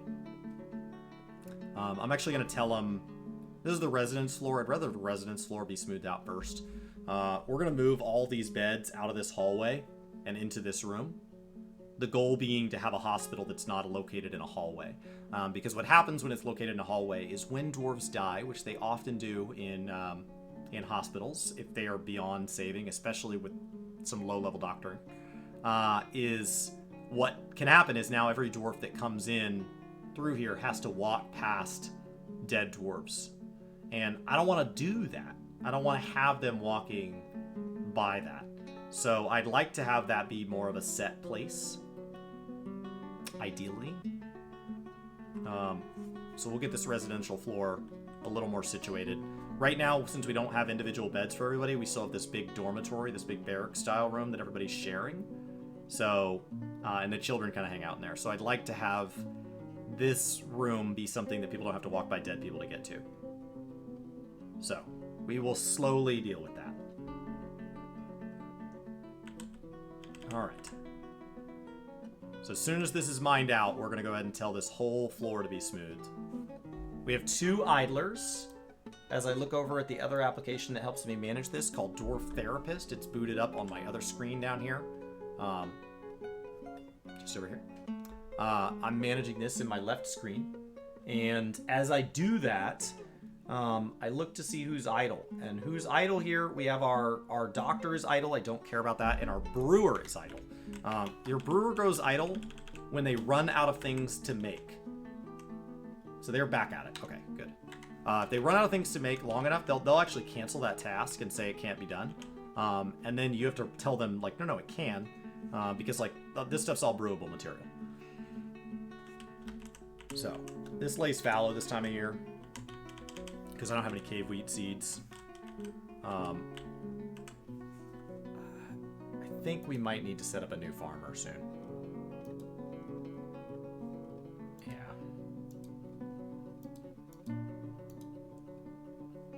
So I think our farmer is going to be...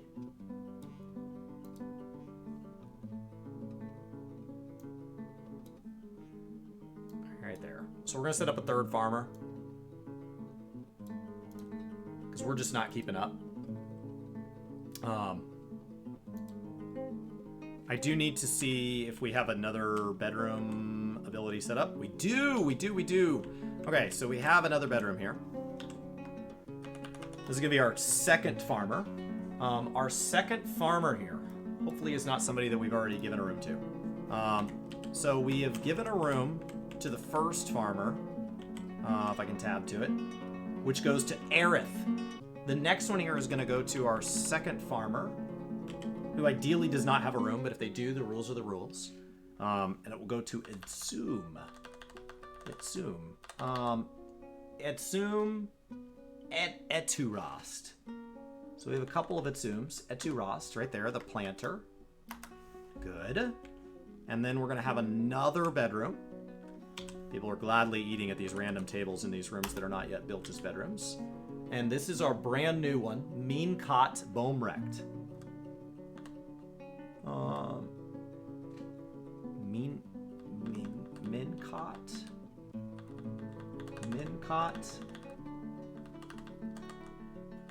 Meancott Bohmrecht. Congratulations. Okay. And then down here, I'd like to see if we have some tables and chairs built.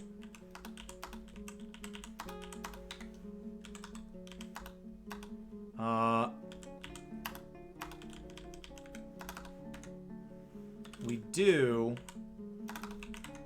but only one. So we're not doing wildly well in that way. So we're only at one table so far. We got a lot of hauling to do. A lot of hauling to do. So I'd love to start kind of assigning that. Let's get this to our brewer, because they don't need to have maximum possessions to be assigned. Our brewer is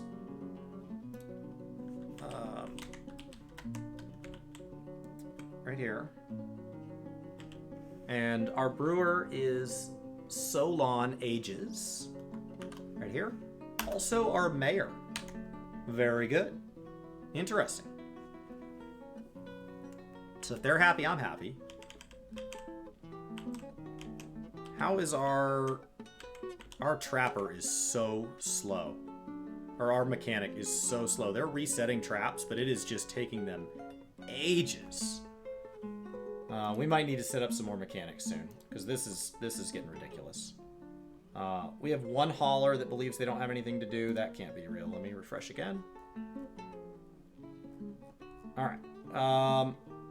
So far, we have somebody that isn't. They were a child, so they've been made an adult, so they don't have any tasks. So I'm going to make them just a hauler, a general hauler. Okay. That should give them the ability to do stuff. Congratulations on adulthood. Everybody else that's idle is children. Yeah. No big deal. Most children are like doing something like playing make-believe or something like that. I'm not really sure why these aren't. 5 years old and 9 years old. So, yeah, I don't know why they're not doing anything. But if they're idle, they're idle. Nothing I can really do about it.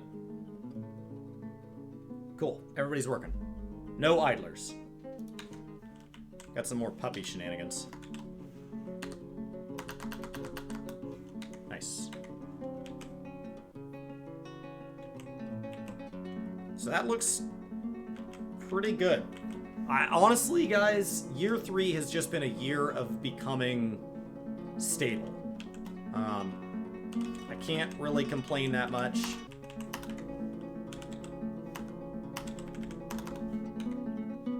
I've got a lot more just general things that we need kind of done.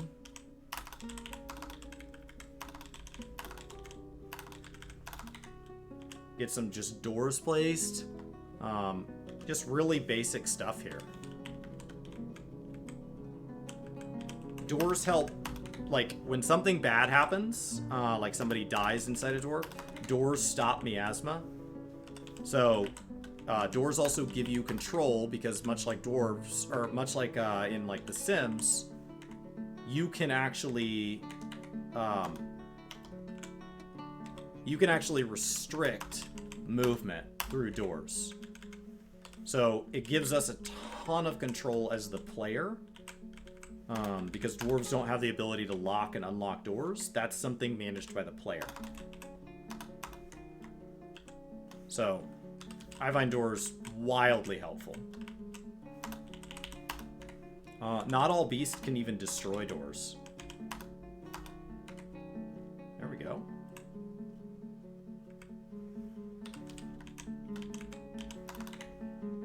So we can place all of these.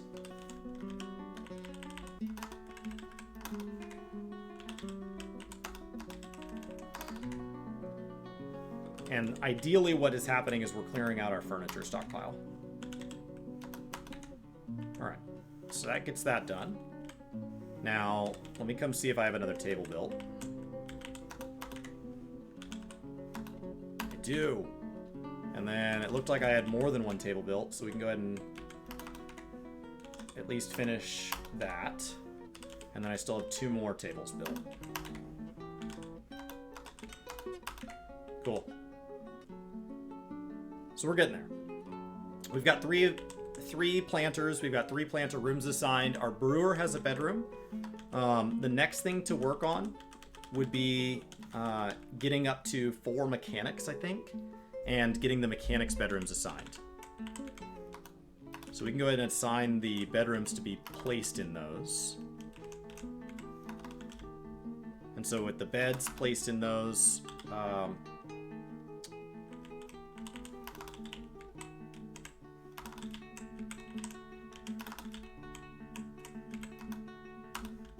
then the tables are what's next. They're missing tables. That's fine. So, yes, you can absolutely trap dwarves with doors and things like that. There are things in the game that can destroy doors, so doors are not this impenetrable wall, but it helps a lot. So that gets all beds and cabinets placed. Ideally, what we're doing is we're beating back this furniture stockpile down here.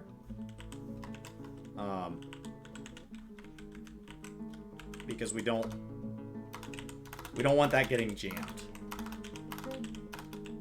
It also allows us to see the stockpile as kind of a progress bar of an easy way to track the amount of things our masons have currently made.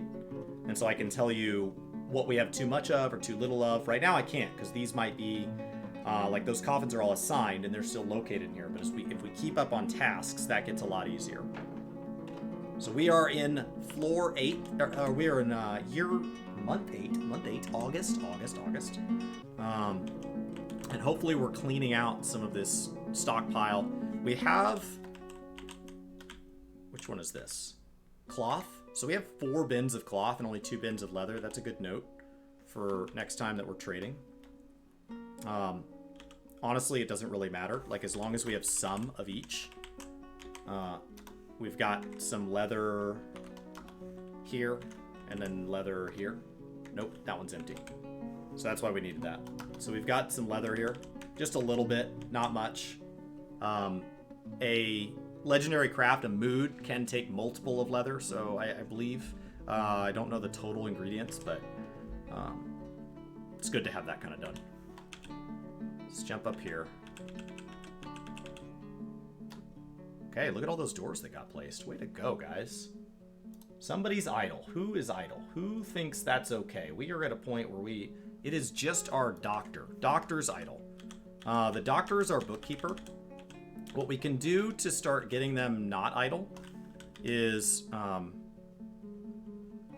we can go ahead and set up their office. Their office is right here. And then the door to it goes here and here. Our miners are almost done. And then they'll start smoothing. Your last class to get to 80, and it's Alchemist. Congratulations. Home stretch. Assuming you have a big pile of gil, you could do that in like a day. How are we doing on door placement here? Great. The miner is working on their very last thing to mine, and then both idlers should both miners should idle out. We're gonna let them finish this last square, and then we are immediately going to assign them to smooth all of the things on this floor. And there we go. That gets us that ability. Now I can start disassembling these beds.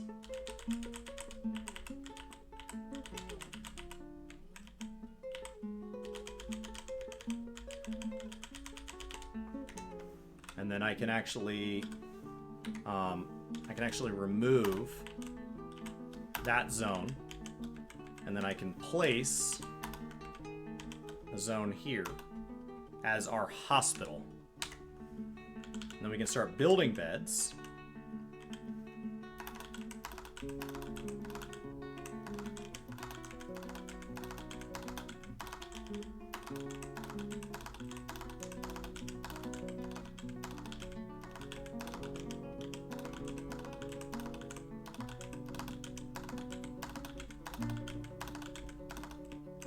Okay, so we'll build 30 beds, so we now have a 30-bed hospital, which is amazing because we only have 31 adult dwarves right now.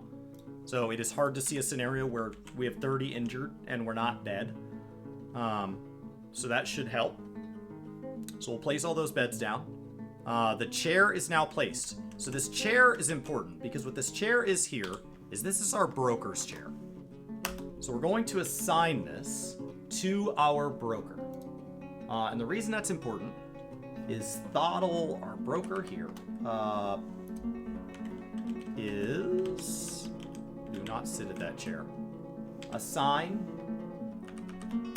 There we go. And there's a child eating at that chair. Delightful. And so that has allowed our broker here to become...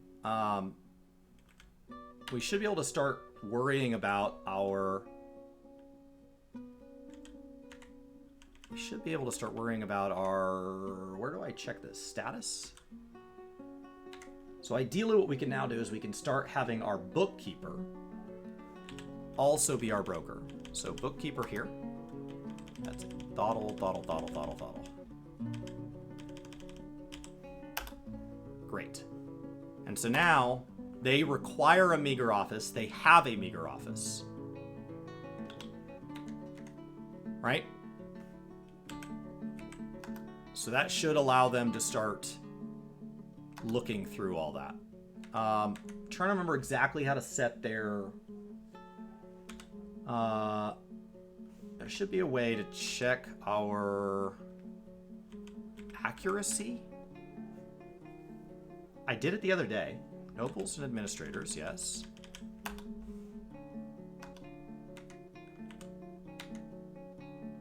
Settings, S. There it is. Lowest precision. That's fine. Your bookkeeper needs an office to work in. Needs to work in an office to improve precision. Great. I do not care about that. Because I've given them an office. And as it gets smoothed out, it will go up in quality. So if we look at our unit right now, and we go to our broker, and we view that unit, they have a meager office right now.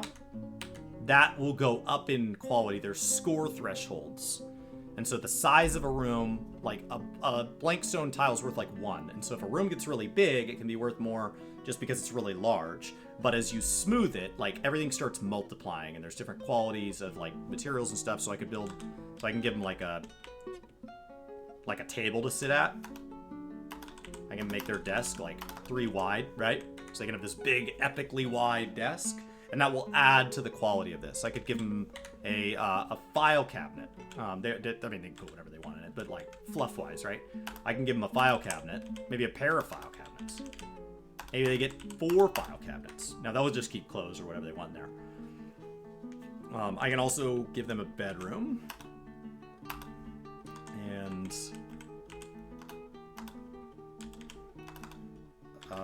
clothing in here as well. Right?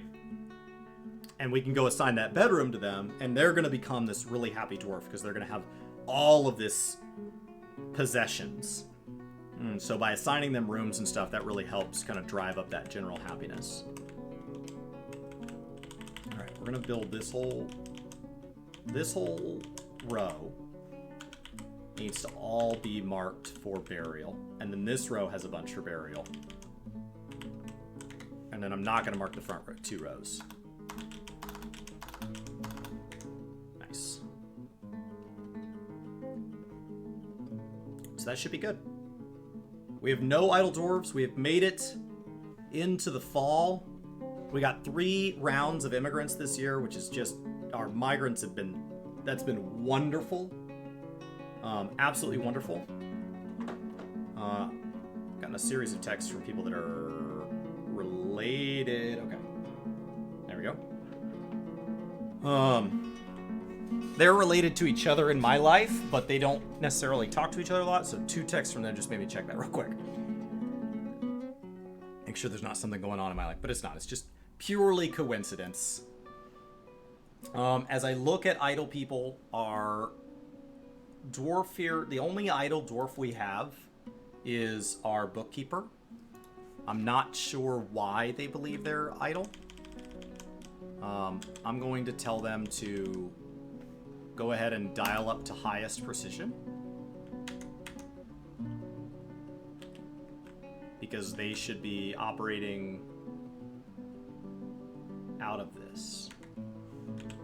Yeah, so if it's red, it means they're not happy. And I don't care about mayors, they're self-elected. But, I mean, you can get to the point where you don't care, I don't care. The bookkeeper here requires a meager office. They have a modest office. So they've been upgraded. So they should be fine. They should be quite happy, actually. If I go to happiness, and I look through dwarves right now, and I sort by happiness, our happiest dwarf is a child who is quite content. Our lowest is a farmer who is actively unhappy. So she has been satisfied at work, and she's been unhappy that she can't practice fishing. I don't care about that. She was caught in a snowstorm. That's not good. So ideally, by giving her a bedroom, maybe that'll just improve. Bedrooms can make people a little bit happier because they admire their own possessions and all that. So they feel good, content in that way. So let's see if we can start to come out ahead on tables here for, yes, giving these mechanics bedrooms. I'm actually out of chairs. So let's go. I've got tables, I've got doors, and I've got coffins. We're getting really close on coffins, so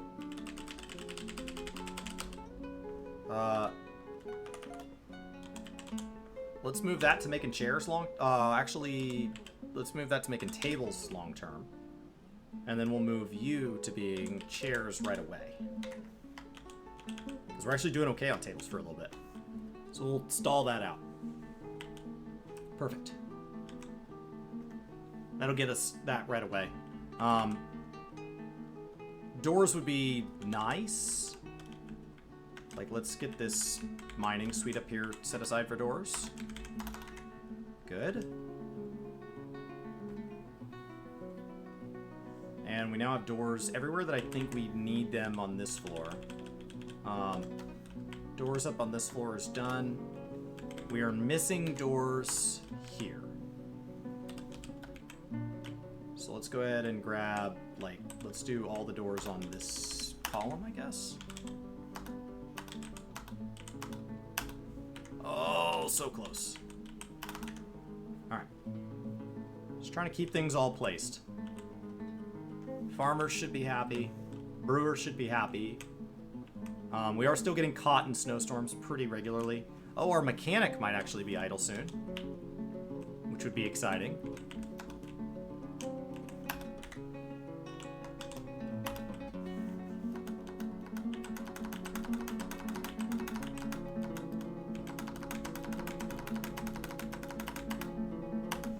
There we go. Get our mechanic back to work. Did we ever build this thing? We have not. Is it just not getting built? I'm gonna... Man, why is that not built? That is driving me nuts. Oh, there it went. Okay, so BG...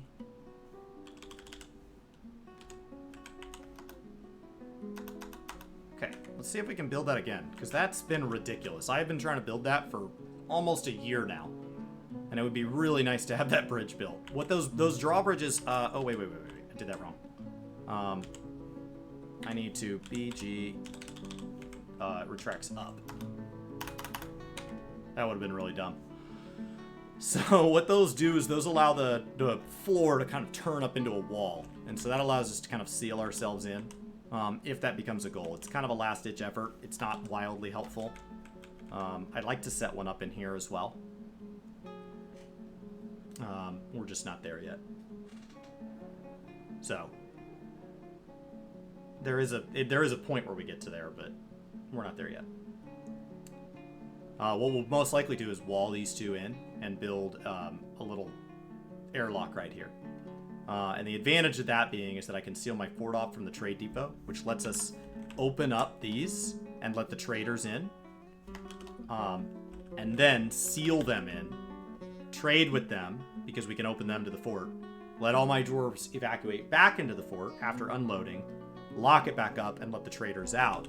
And that allows us to, if we're under siege, let the traders can die to the siege, but we don't need to die to the siege. There's no reason for us to die. All right, let's check on, I did build a C downstairs. Yes. Right here. Build this out of granite. Just at your earliest convenience. No rush. And that'll let us start building a roof up here. The advantage of being able to build a roof is we would have, hopefully, what is that? A red panda bear skeleton. Okay. And so what that would allow us to do is start having our pets be living on the grass here, but living indoors, so that if somebody comes up to interact with pets, they don't have to have the bad thoughts of being caught in a snowstorm, caught in the rain. They do eventually actually become quite happy with that. The downside is they become sun-averse, and what that means is if they can have sun sickness, so if they're ever caught outside, they can get really sick. And so you can literally have like your military dwarves baited out into the sun to attack something, and they can just start vomiting. Is that a panda bear? It's a red panda. A red panda, like the raccoons. All right, so our bookkeeper is now working. What that's going to let us do is now we can start to estimate our total wealth. That means that we can start to say, how are we doing on drinks? We have 302 drinks. Okay, so we start to be able to track our food and all of that. Now that number could be wildly inaccurate at the start, but over time, it becomes more accurate. I'm a little concerned at that number because right now there's no food up here, or there's no drink up here. So I don't really believe them because there's not any drink, and they're saying that we have 300 of it, and I just don't believe that. But maybe it's just that people don't have the ability to haul right now. Maybe we're just so behind in hauling that it's not getting done. But I have an odd feeling that we don't have 2,000 food and 300 drink. Okay, so we did build this. I'd like to build prickleberry. So we're going to do prickleberry all year round.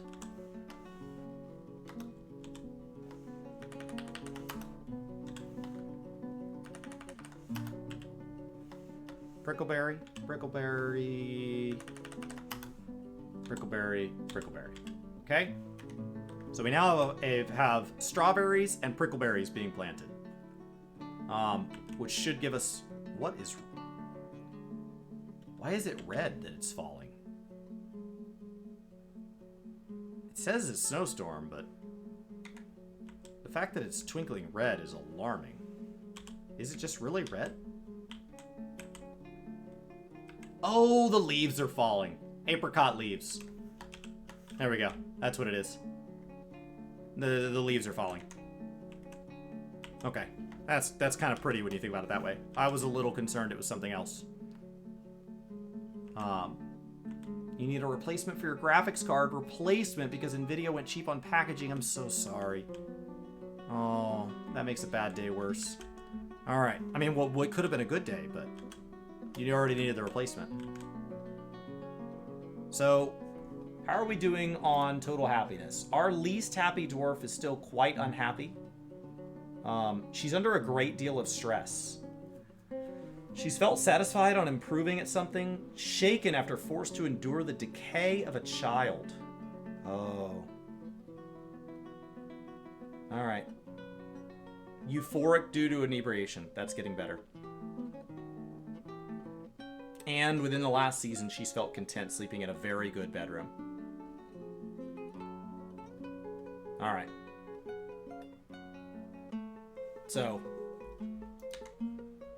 seems like we're getting a little further and further away from the loss. We had a lot of loss. This is a fort built on loss.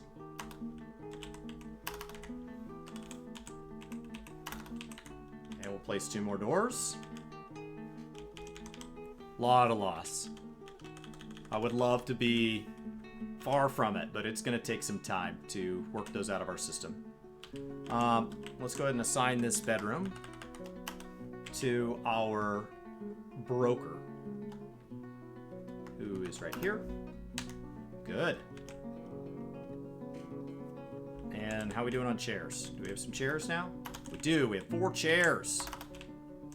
I'm about ready to go assign the rest of our mechanics. Start setting up our defenses again. How are we doing on total idle dwarves right now? Like, we have 31 dwarves. I think it might be a little risky to promote 3 of them. Total haulers, we have 6, 8, 10, 12, 14.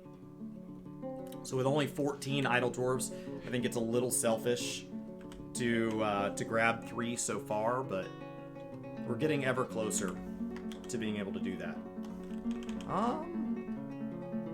They're keeping up pretty well. They're keeping up pretty well. Let's do it. Let's live a little. 1, 2, 3. A vile force of darkness has arrived. Oh no! We just got stable. God. Commit. We're gonna siege it up.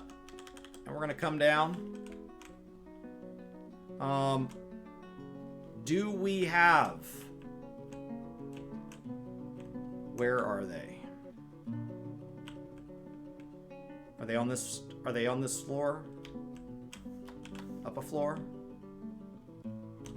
How many things is it? God, we've had a lot of stuff die. Others. 2, 3, 4, 5, 6, 7. It's 7 goblins. I kind of want to take them on. It's 7. God, I wish we had more traps built.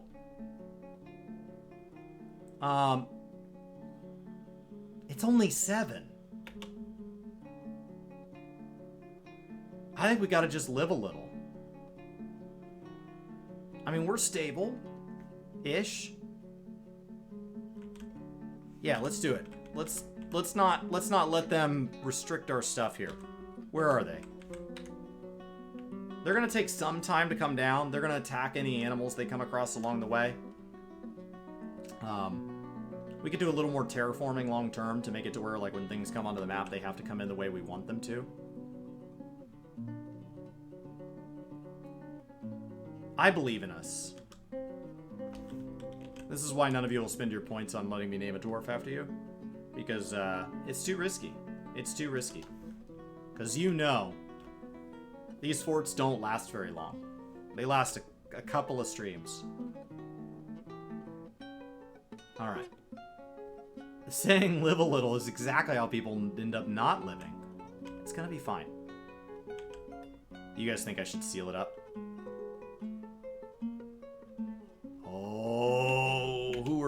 you? Who are you? Who are you? We have a human swordsman here. We have a visiting human swordsman. He detects goblins. He smells them. He's coming out. He's ready to engage.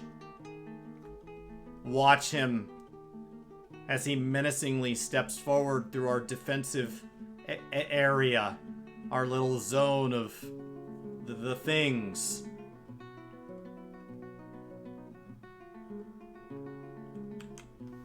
I'm gonna have one of our mechanics stay behind by giving them a task to do inside. I don't know which one is gonna stay behind. Make rock mechanisms on repeat, please. Alright. Oh, I see arrows being thrown. They are angry. Here we go. A snowstorm. They are mid-snowstorm.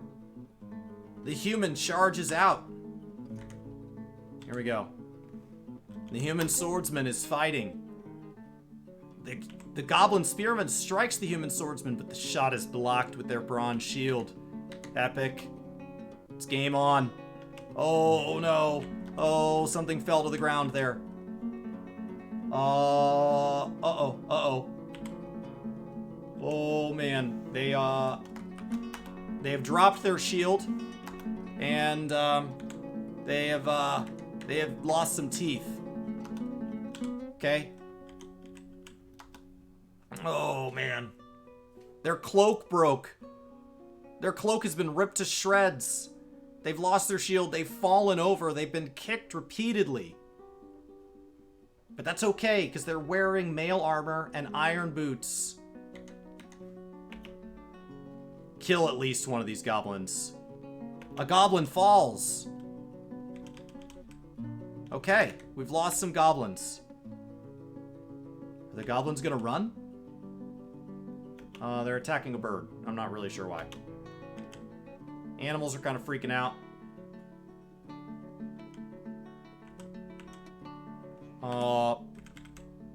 The human is no longer detected here. I believe our human has fallen.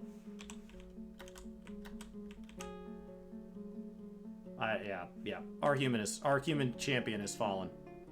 Okay, here comes a goblin. Our goblin is marching down. They don't know these traps are here. They don't know. They don't know. Oh, the goblin falls. The goblin's hit. The goblin is stuck. Upper left leg is mangled beyond recognition. They can't move. Their upper right arm is mangled. Lower right arm mangled. Lower body bruised. Their guts are bruised. Their right elbow is mangled. Their hip is mangled. His right shoulder is mangled. All beyond recognition. It's honestly hard to tell they're even a goblin anymore. A disaster. A disaster. Oh, our mechanic has seen them and run for the outside. That is a bold move. The mechanic has run frightened further and further away. Oh, that was stupid. You should have run back into the base. Oh, we have somebody else has run away. Our mechanics are on the run. Oh, all three mechanics have run. We should not have let them continue working, but I just felt like maybe they would figure it out. Oh, we're probably going to lose them. We're probably going to lose. The goblins have somehow gotten inside. They've murdered all of our dogs. Oh, it's go time now. All right, here we go.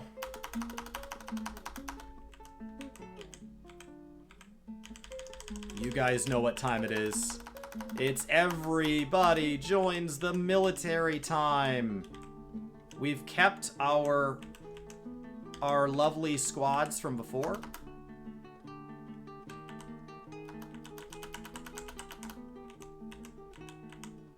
It's everybody joins the military.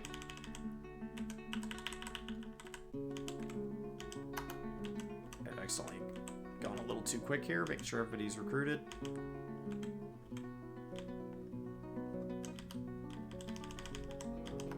Nobody escapes.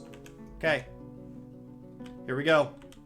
S, A, B, C, D, E. Kill them all.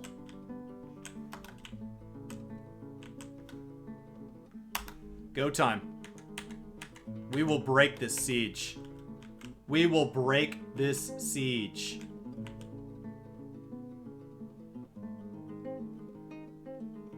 Here we go. Hopefully that's enough.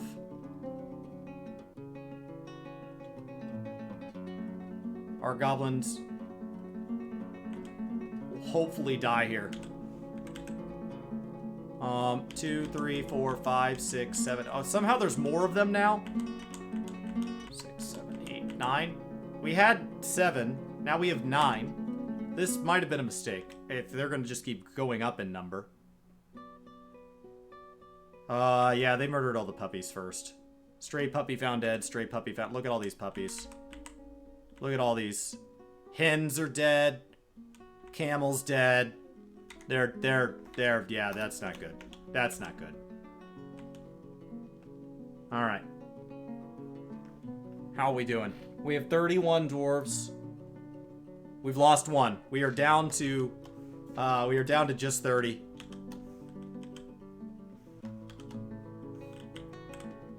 Everybody's fleeing. Everybody's panicked. We've allowed the goblins to charge into our base. We've let them run free. Oh, man. We're finding all of our animals are dead. I feel like we should probably lock the children away. Alright. I don't think goblins can go through locked doors. For some reason, people are still working.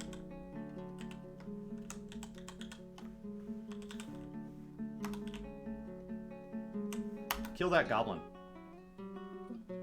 Do it. Yeah, kill it. Kill it, kill it, kill it.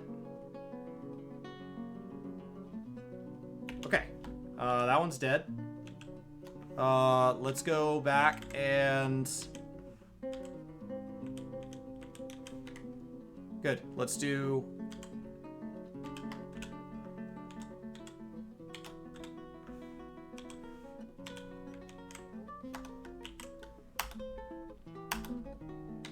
Okay. Go again. Come on, guys. Come on. How we doing? We've lost 7 dwarves. This is fine. They went back to doing their thing. So, what happened is they finished killing their initial target, and then they just went back to work. Which means they get attacked while they're not, like, even defending themselves. Which is not great.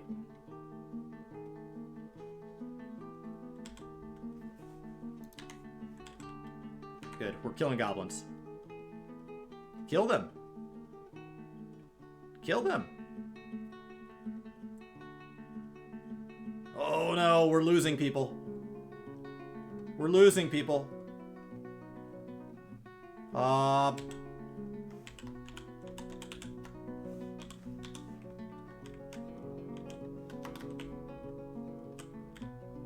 where'd all the dwarves go? Whoa, whoa, whoa, whoa, whoa. Siege broken. Is that guy running? Yeah, that's right. You better run. There's only 1 dwarf left. And they're gonna live to tell the tale. I'm not sure that's a good idea. Guys, if you could come kill this thing, I think that's gonna be to our advantage. I'm not sure we want this goblin going back and sharing knowledge of where they were. Because they're gonna be able to tell people where the traps are. Okay. We broke the siege. What did we lose? What did we lose? We lost, we're down to 17 dwarves. We lost 1 of our miners. We lost 1 of our masons. We lost 3 of our crafters. We did not lose our brewer. We did lose our broker / doctor. Sorry to hear about that. Oh, we caught up with the goblin. We caught up with the goblin. Kill it. Kill it. Goblin is dead. Okay. Great. I don't know at what cost. What did we lose? We lost a dwarf for that. All right. So, let's get this done.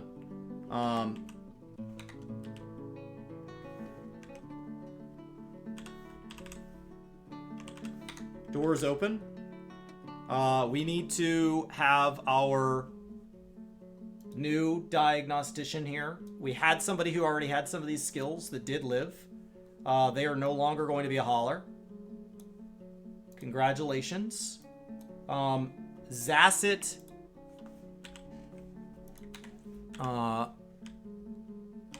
So this is now going to be our broker, Zasset. Zasset right here. This one here. Congratulations on being our broker and our bookkeeper. You've been promoted. I don't know if that's what you wanted in life, but that is what you got. But with it comes great things. Great things. You now have the best office, only office. And then this child claimed this. I don't care. Zasset now owns that bedroom. Congratulations. Congratulations. Now, we do have a lot of graves here. I'm going to go ahead and say we should probably have a backup row. And we should probably build another row. Alright, we might need to get back to coffin making.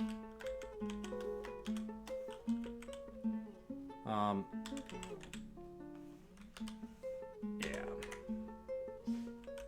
Alright. We had some losses. Mostly what we lost was like all of our animals. I know this sounds awful, but I think we might need to set up a butcher's workshop so that at least any dead animals don't go to waste. We have one here. What we don't have is a butcher. What I'm going to do is I'm going to set up of our remaining haulers here. I'm going to see if anybody has any skills in that area. They do not. Nobody has any. I'm going to go ahead and set up a dwarf to be a animal caretaker here. I think that's the right call. Okay. 20 oxen, 300 rounds, and Larry died of typhoid. That's a pretty apt description of both Oregon Trail and Dwarf Fortress. Dwarf Fortress gets a lot darker. We could dive into that hunting report and really read some gross stuff. How did we have any mechanics make it out of that? We had one mechanic make it out of that. I need them to not be doing mechanic things. I spared them by having them do mechanic things. Alright. That's okay. That's okay. We lost. We're down to 16 dwarves again. We were doing well, but we fought off the, I feel good that we fought off a goblin siege. We did sacrifice half of our population, which admittedly is rough.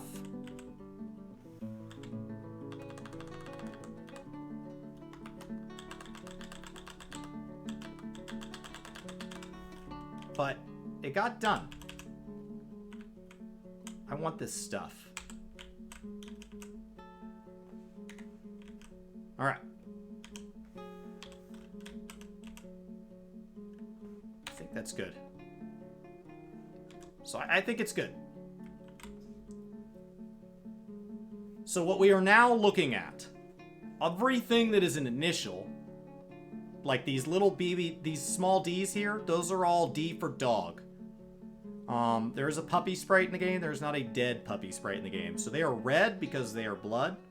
So those are baby kittens. And then lowercase means young.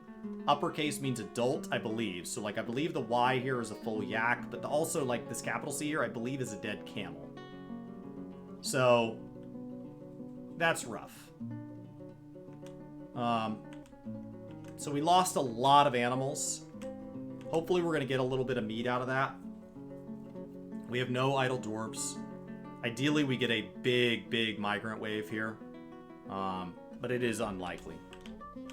We are most likely just done for the year with that stuff. But we made it through a worse year. Year 2 was substantially worse because after we were attacked, we began attacking each other. All right.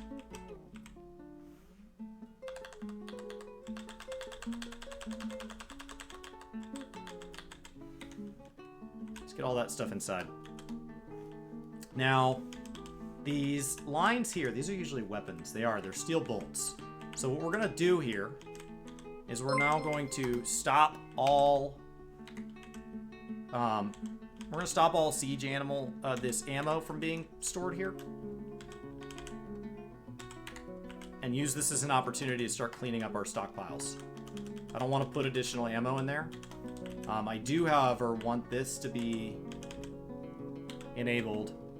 And I want it to be only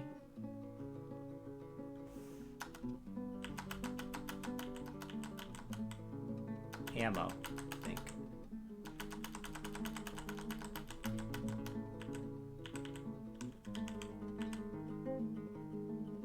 Is ammo tracked separately? That I don't see ammo.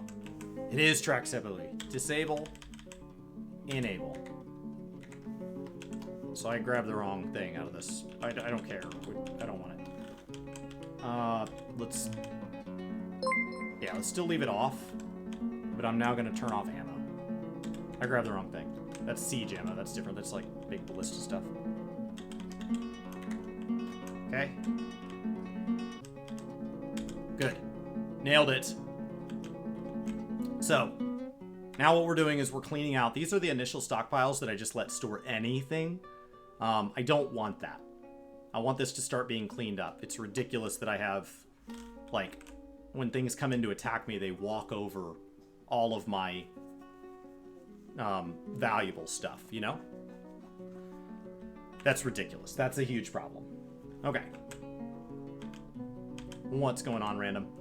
So we now have, hopefully, the ability to start burying pets, and anything that was just an animal that was not a pet is being butchered.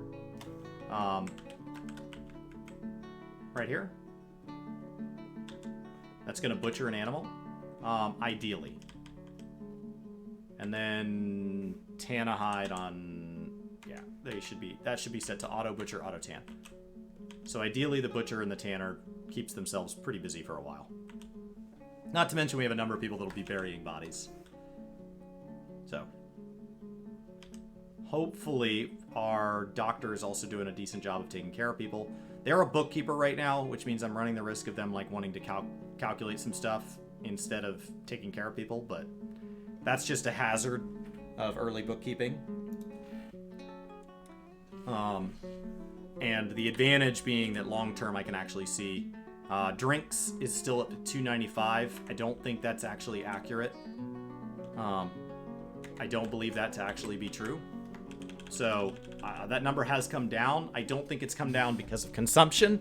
I think it's come down because the number's getting more accurate. I don't think we have 295 drinks. There's, unless they're counting milk, which is possible, I guess. Yeah, it's possible.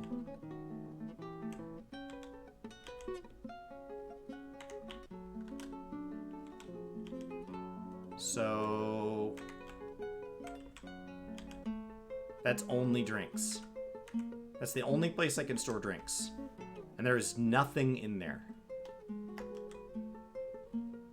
What a huge waste. That's really disappointing. Huh. Alright. Well, hopefully the humans don't resent us for dying to a goblin. I don't really feel it was my fault, but, you know, maybe it was. I had the chance to seal in the doors and I chose not to. I thought it would be fine. Honestly, I thought we'd lose like 3 or 4 dwarves. And that is not what happened. we lost a lot. We lost about half. And I think a lot of that is that we just don't have armor. So I do need to go into military here and say, let's do equip.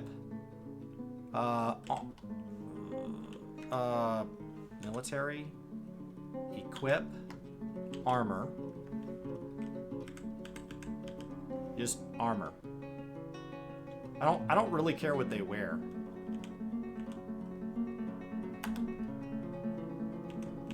I think that's how that works. Armor. I think that's how that works. It's been a while since I've done that. Armor. And then this will stop us from having squads that don't have that. I don't even know what's going on out there anymore. What could even possibly be happening? I mean, it just feels like they just make stuff up. Like, there is constant noise on this street. Like, I legitimately don't know what that is. Can you guys hear that? It sounds like somebody is grinding a dump truck into dust. Like they're just feeding a dump truck into the world's largest episode of Will It Blend. I think my mic stops most of it. And it's not like, even if I got a better mic setup and I couldn't hear it, I'm hearing it. You can't hear anything. Okay, well, outside, there is some shenanigans. I don't know if they're just slowly driving a tank down the street. That's also possible. All right.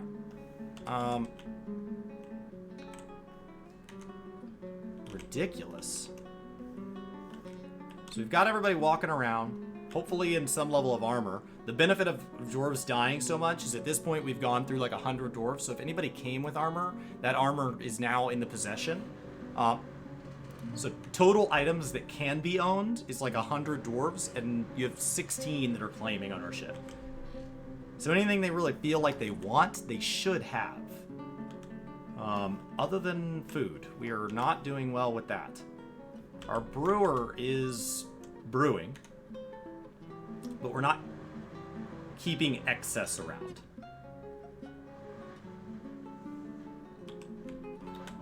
I've got mugs. No. Like as soon as the brewer finishes for the day. Oh, you know what we can do? Is we can come down here and we can assign this to our brewer. The mayor claimed it. I literally could not care less about that. Actually, the mayor is our brewer. We did not lose our brewer. And then our farmers. We currently have no farmers. That was lost in the great awfulness of what happened. That's not going to be okay. So let's go ahead and give ourselves some farmers. It looks like maybe our farmers just got injured. Nope. We just have... Alright. Yep, farmers are Dunskies. Okay, well, let's get 2 farmers.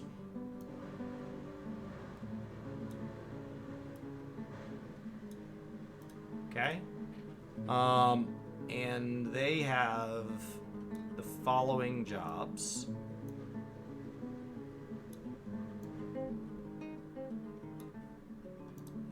Okay. And then our farmers here, congratulations on inheriting these bedrooms. So, let's first make this no longer a bedroom. How do I not make this a bedroom? I think there's a way. Do I have to just remove the bedroom? I don't want this to be a bedroom anymore. Resize room. I don't know. We'll leave it for now. We can take the bedroom away, I guess. So, Riff you actually, congratulations, you are a farmer. And then Salab, you're gonna lose that. Sorry. I don't know what to tell you. This goes to the cut. I don't know if they have unhappy thoughts for this. I don't really care. Congratulations. Alright. Did I fix the unsealed door? I did. Well, I unsealed the sealed door. I have not yet built this. We are missing an architect. We only have one mechanic up. We're going to make them our architect. Congratulations. You've been promoted. A mechanic is an outside person. They're allowed to work outdoors, so we'll go ahead and promote them like that. I have no idea how you guys can't hear that. Way to go, Mike. Way to go. I assume they're, like, literally grinding up a whole tree. Literally just top down. Like, they just have a hoop with saws, and they're just dropping it down the tree. Unfathomably loud noise. So, the tables and chairs look good. We have a dead body in our mason stuff, but I don't really know what to do about that. We do still have a miner, which is amazing. Alright. I have one person injured. This person is Mafal Duseman. Mafal is currently a mechanic, so that is why our architecture is not getting done. Is our one and only mechanic. So they didn't have any skill in it anyway, so I'm actually going to promote them to hauler. And commit that. And I'm going to make our existing hauler, that is not Mafal, into... well, let's go ahead and make our diagnostician... No, that seems risky. Let's make our Mafal, our non-Mafal, into an architect. There you go, buddy.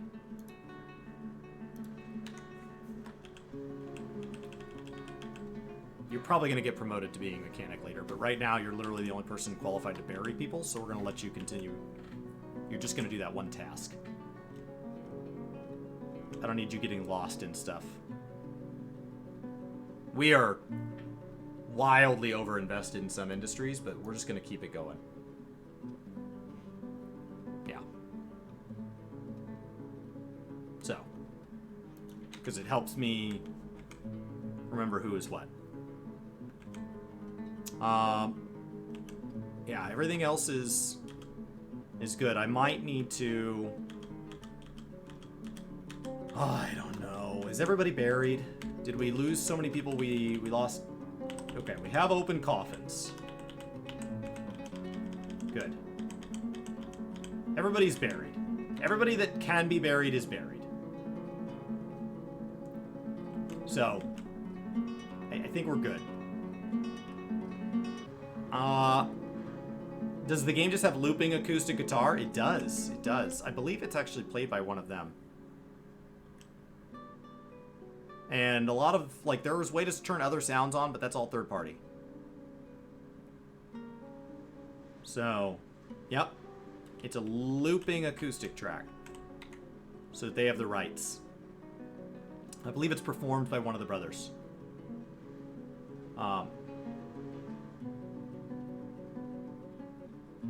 So, I think we're good. Looks like we have some dead bodies here, and I'm not really sure. I think we just don't have the ability to bury them. So, I think we're just slow. So what we're going to do is we're going to turn on burial on literally everybody. And that's just a new thing we do. Everybody buries everybody. I don't know what to tell you. I think that's good. Yeah. Everybody's gonna bury that. Everybody's gonna clean up trash. And everybody's gonna haul food. Those 3 things are done by everybody. Okay. And that should help mitigate some of this eventually. Because right now we are so low on people that we don't have... It's just not all getting done. And that will give people some happier thoughts. When I look to happiness, we have a quite content child, all the way down to somebody that's fine. They're fine. Fine. I'm fine. And that's about it. Have they ever had anybody else help work on the game? In an official capacity, it's just been the 2 of them. The community has done various things over the years, but in an official capacity, that's it. So I don't know to what degree. They've integrated that stuff, but I know the community's worked really hard, and so I think they've integrated like certain thoughts and requests and things like that in. But it's just the 2 of them. So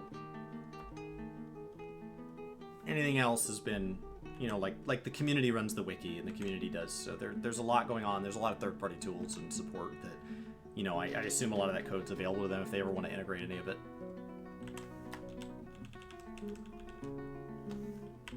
All right.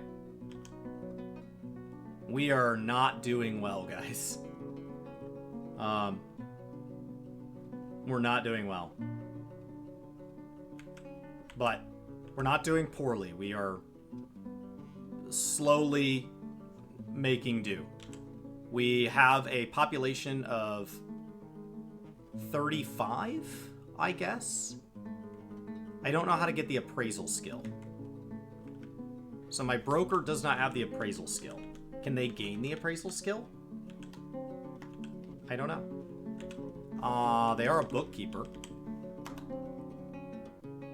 How do I see their skills? Let's go see.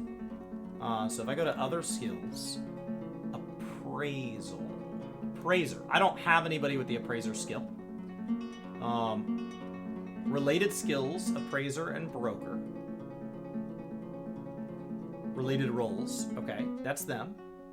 They are an organizer and a record keeper. So that's something. Hopefully they would learn some of that, I guess.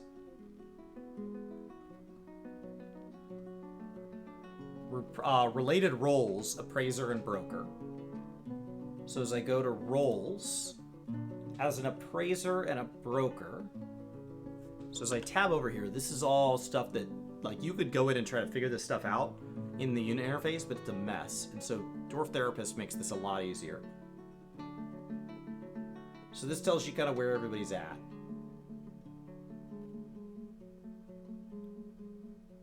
So is that my actual person?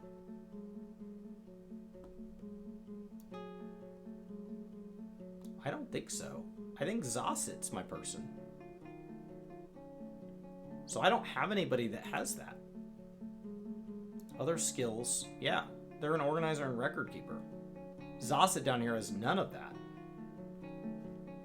Manager, bookkeeper. So hopefully they figure it out. Oh no, Mafal Dusaman has dehydrated. There is dehydrated. They're probably gonna die. I don't know what to tell you. We don't have access to any water during the winter months. All water on the map freezes over. So that's just a thing we survive through. We had access to water once, but both of our cave levels down here have forgotten beasts in them. So we have walled ourselves off to bravely hide from them. So we have one there and one down here. We have one thing that's not been built. Not really sure why.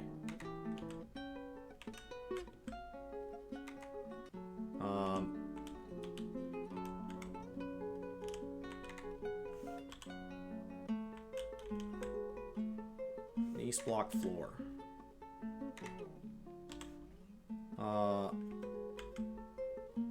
Why is that floor like that? D. Remove construction. Oh, that's just never been removed.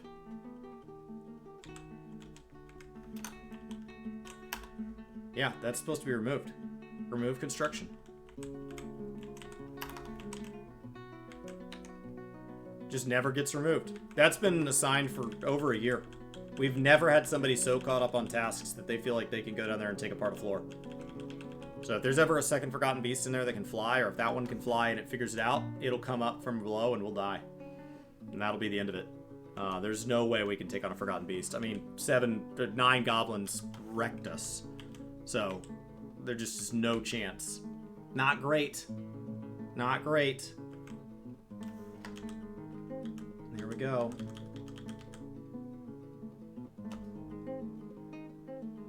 I think that gets us into basically December. Haul that last one. Oh my gosh, we are at the home stretch on the coffins. If we could make 2 more coffins, we would actually have them all. They're making coffins. Just make 2 more. And then you can go back to making, I don't know, whatever you're making. Doors, probably. Yeah. Cool. I don't think I even have 3 masons. I think we just have 3 tasks. They can just pick and choose from whatever they want to do. I don't care. Alright. So we are bouncing around with idlers. We have 1 idler. The 1 idler is our animal caretaker. The animal caretaker should be butchering. Butcher a dead animal on repeat. And I think, do I have to go mark that stuff for that? I don't know that I do. Stray puppy. How do I say that we want to book? View selected, yes. So I don't know that they'll... I don't know that they're gonna harvest the smaller animals, the baby animals, but it'd be nice if we could harvest the camel.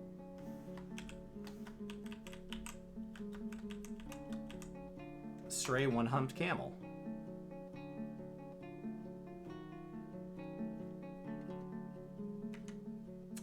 Yeah, I'm not sure that it died in a way that it can do that. It would be nice. Man, look at all these people that have died. Wow.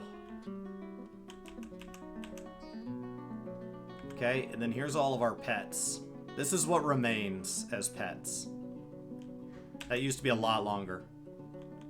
And we've got a lot of children. My God. Alright, we've got 1 Forgotten Beast still here. And then a Ghostly Mason. Some wild animals. Okay. They should have the ability to haul, though. So that should be fine. They should not be idle at this point. Says they're idle. Says even our brewer's idle, though, so I don't know if that's just people are just being idle to be idle. Or if that's legit. Animal caretaker here. Think. Let's give them also that. Yeah, I think that's it. I think they're stuck. Unless I want to go give them more tasks. I'll turn back on, I guess, item hauling for them. And that should give them plenty.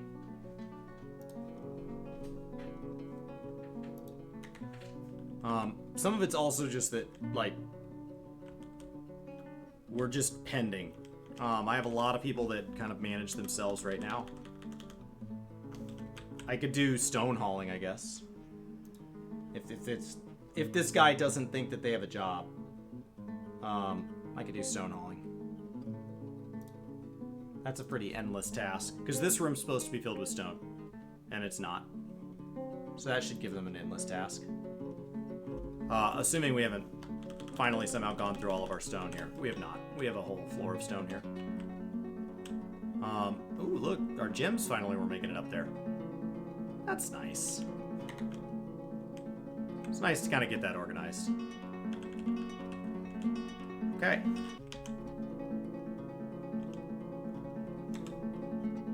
Stone still being smoothed here. The stone smoother, I assume, is just really, really slow. They are. They're level 1 in stone detailing. Not great. Cool. Happy December. We have made it. I'm not sure why there's still a body here. It'd be great if that could get buried. I feel like having idle people that body should have been removed by now.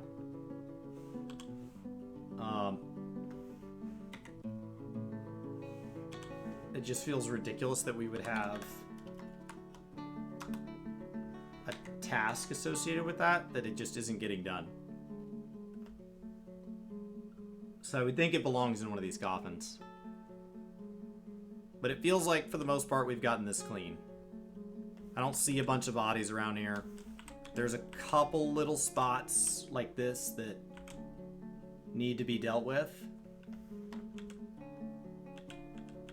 It's going to take a while to clean that out. Cleaning seems to be a pretty low priority for people. And then the number of, like, rotting skeletons just tells me that, like, hauling corpses is just really low on people's task list, or it's literally just not on there. I can go ahead and set anybody who's still idle is about to get cleaning as a chore. So, be idle at your own risk. I have somebody that's injured. I think. Oh, people are starting to get really unhappy here. That's not good.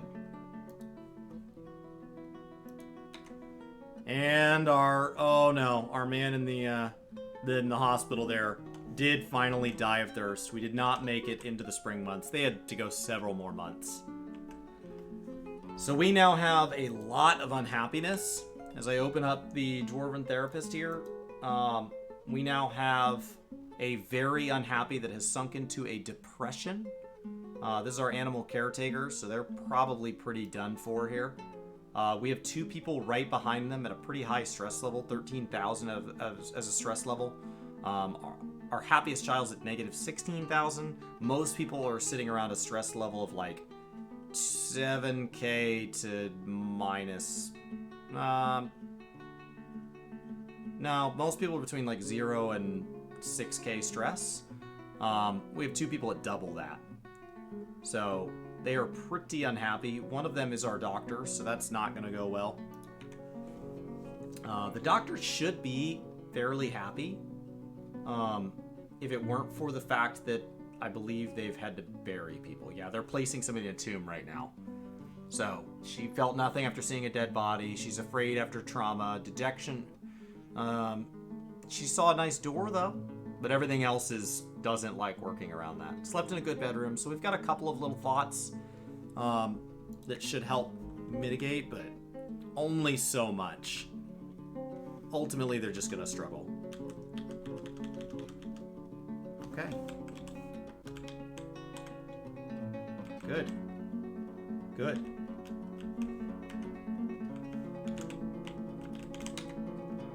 I like it.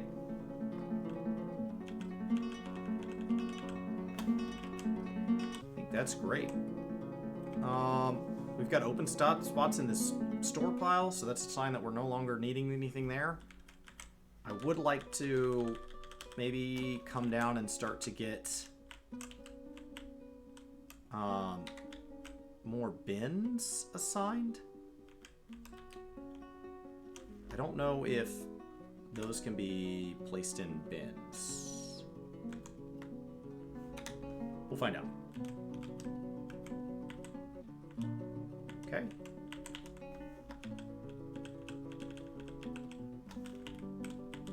And then I don't know that these can be placed in bins.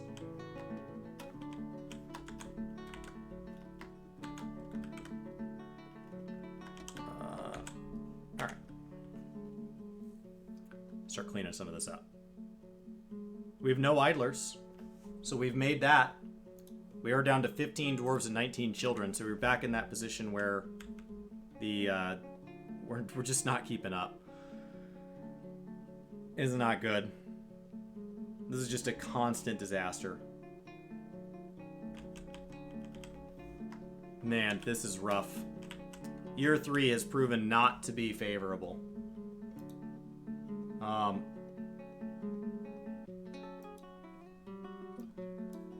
think let's go ahead and start.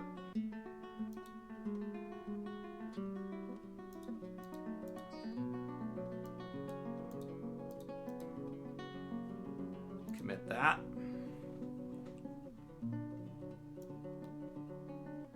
And I'm actually going to go ahead and start. Everybody has a task now. I have no generic callers. And we're going to give everybody access to all the same tasks. At this point, I don't care who's distracted from their main jobs. We can clean that out as we get more haulers going. But for now, everybody does everything. And I've marked them. What I've done here is I've set aside tasks that I don't care if they just don't get done. And that'll mean when other people show up, I know which jobs I've like cleanly allocated and which ones I have not. So, that's the plan. So when the next wave of migrants shows up, hopefully it's another 10 or 20 dwarves. Because we've got to get some mechanics back going. We've got to get these items cleaned up. I've got dead bodies of animals everywhere. But ideally what that now means is because everybody has a job, I should be able to go assign bedrooms. So this is a bedroom. I have not made any of these bedrooms yet. And our mechanic is Taloon. Okay. Assigned to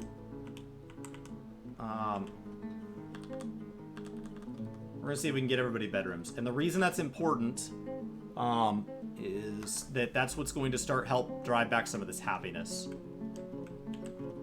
And then these are masons. Do we have any masons still alive? We do. We have Itsum and Dagil. As long as Itsum and Dagil have rooms, I'm really not that worried about if somebody else has also claimed a room. Itsum does have a room. Dagil does have a room. Okay? I don't know if they get unhappy thoughts for taking back a room, so I'm not looking to like intentionally just fill out all the rooms, but our farmers, we have 2 farmers. We have Thicket, yep, and Riff, yep. Okay. Crafters, we have 5 crafters. I do not have crafters' bedrooms set up yet, but we can fix that right now. We only have 4 bedrooms available for crafters without taking down a shop. I don't want to take down a shop yet.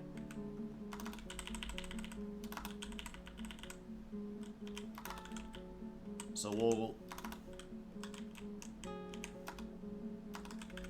we'll just kind of deal with this.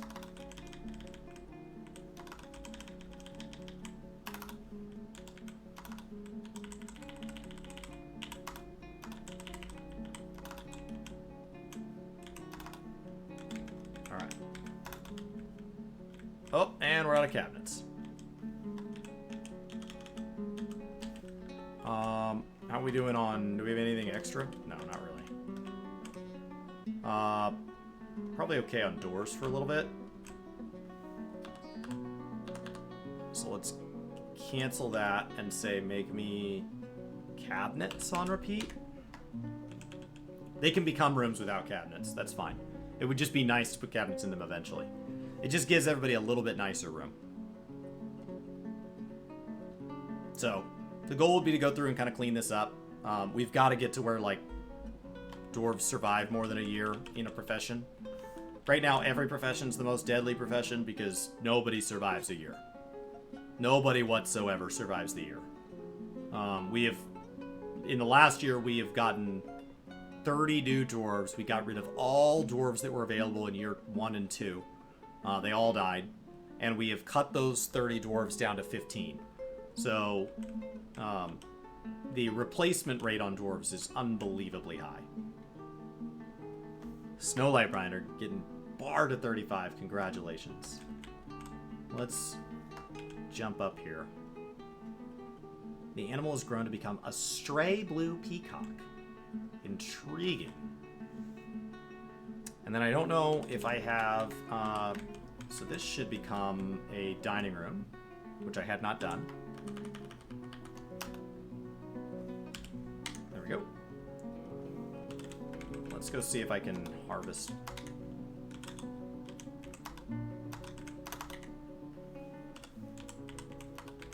Alright, got 2 more tables for it. So we're moving along. It was a rough year. We've got a lot buried. We're getting better. The graveyard's filling. We still have a lot of dead bodies to go. So it would be nice to have some of these get dumped as refuse. And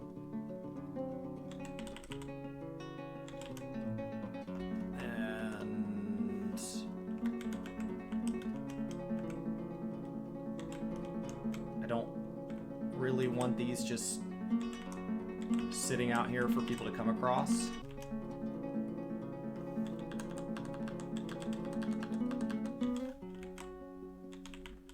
It'd be nice to also start having like grown dogs that we could train. Man.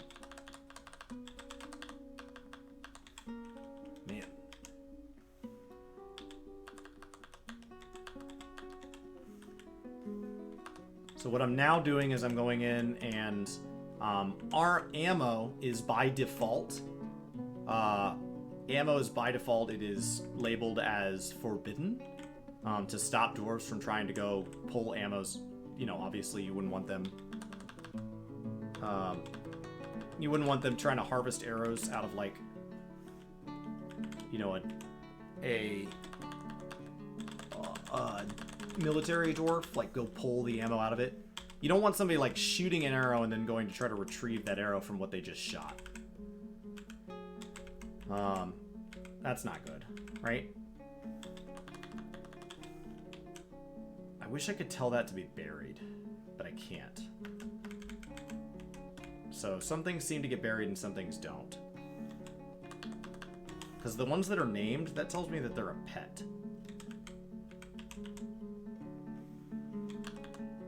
Okay. We'll dump all that. Just at their earliest convenience. We are dangerously close to a tantrum spiral. Unib here is very unhappy. Tremendous amount of stress placed on them. And they have felt terror while in conflict, annoyed while caught in a snowstorm. So Unib here is very, very, very unhappy. At stress level 27,000. So we could absolutely have Unib here, which now just became dehydrated. Unib here is just pissed. Absolutely pissed. So, I don't know. Hopefully life gets a little better for Unib. I don't have any ability to like assign Unib specifically a task and lock them away, nor do I want to. We only have 15 dwarves. So on the off chance they could improve their mental health, you know, I don't know that it's wildly helpful. I think this is Unib here. No, it's not. It's Zasset. I was like, they are carrying back dead bodies right now, so I'm not sure that's positive. We've got a lot of rough happiness over here. We have 3 dwarves that are now also in the next stage of grief that are just generally unhappy. After that, we get into just the wide range that is fine. They're fine. We have a farmer that believes they are idle. I am not sure why that is. I believe it's because we just don't have seeds. We need more seeds. Okay. A stonecrafter has been struck by a mood and taken a crafts workshop here. So let's go see if they can have it. Oh god. Dayton Gearloud has been appointed to the position of sheriff. Zootir Craft Tempest appointed to the position of hammerer. Lorbum Bucumbra has been appointed to the position of sheriff. Oh god, these people have all been promoted. Are we about to be attacked? Nope, not yet. I don't know what that was. But Happy New Year, ladies and gentlemen. Happy New Year. We are at 15 dwarves. That is more than we were at the last New Year, but we were plummeting from 9 dwarves last time down to all of them died. A new wave came. We have 19 children. Last time we only had like 10 children, something like that. I think maybe we got up to 20. Hard to say. I don't keep track of them because they don't do anything. They're just here. It takes forever to age. So we are here. What is happening? Oh my god, look at all this stuff here.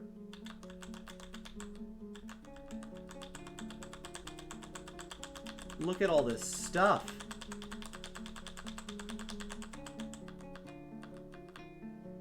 That is a huge pile of stuff.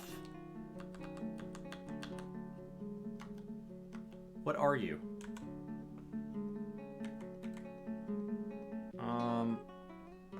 Alright.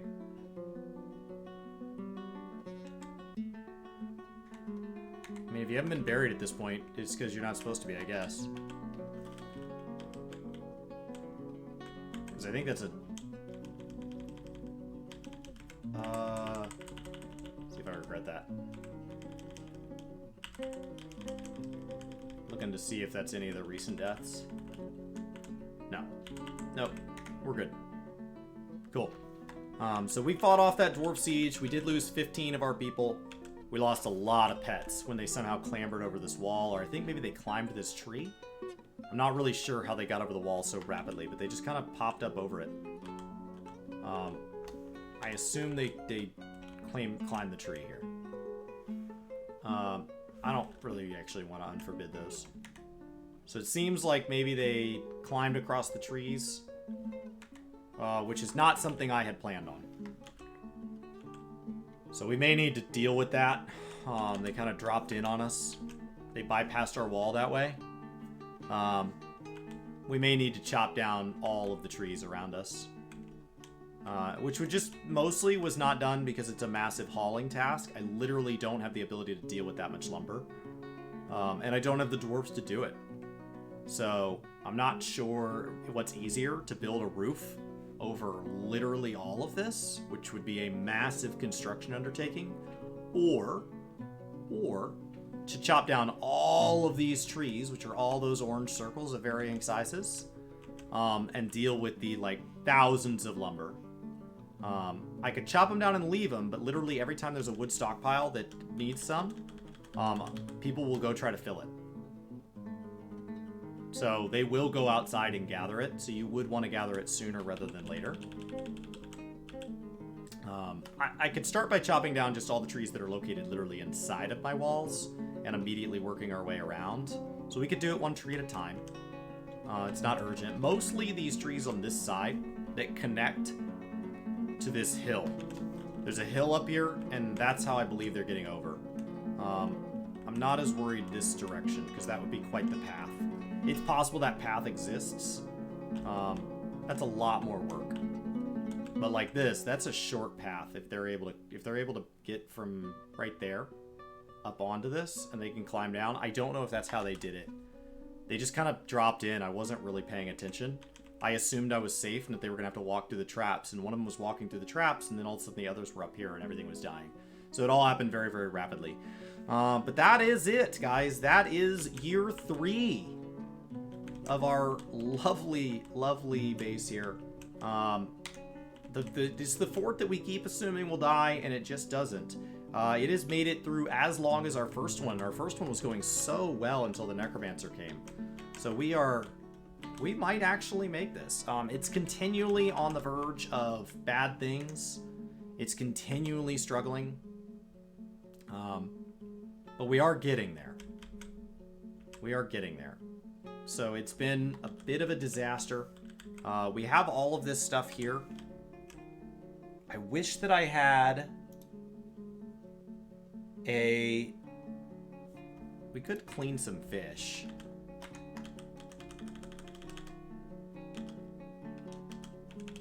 I don't really have anywhere to do that. I could go take up some of these mining stalls here. Fishery. There we go. We'll build that for next time. Because what we've done is we traded for a lot of food, and some of the food we've traded for that has not been placed is these various fish. So unprepared fish seems to not be that much of a desire to be hauled. I'm not sure why. I can see it on the trade depot. It blinks. Trade depots are like that. You got to have a really, really clean moving operation to get the trade depot all the way back to clean. And you can see this is a pretty, like, it's blinking all over the place. There's all sorts of stuff in here. Militia captain is starving. Delightful. Delightful. Okay, so what that means is we need to go outside. We need to harvest some plants. We're going to actually, before I forget next time, because we're doing this, we're going to harvest all the stuff that's here first. We're going to harvest all the stuff that's here next. We're going to harvest all this stuff that's in here as well. And then we are willing to venture out just ever so slightly. Right there. What that will allow for is the harvesting of more food. So hopefully some of this is edible. These strawberries and things like that. So we are struggling. Not great. Not great. We could chop down the trees and manually forbid each log. That's the other option, but that would be a task and a half. I don't really want to do that. So hopefully that starts to get us some food. We are starting to starve to death. We have not been ahead in alcohol a single time all year. So we are just struggling. It has been a rough year. We have not gotten ahead in trading crafts at all. We started the year with like 8 bins of crafts. We are only at 4. So we are not wealthy. So if somebody shows up, it's not like we have a lot to offer. It has been a rough year. So that has been the plan.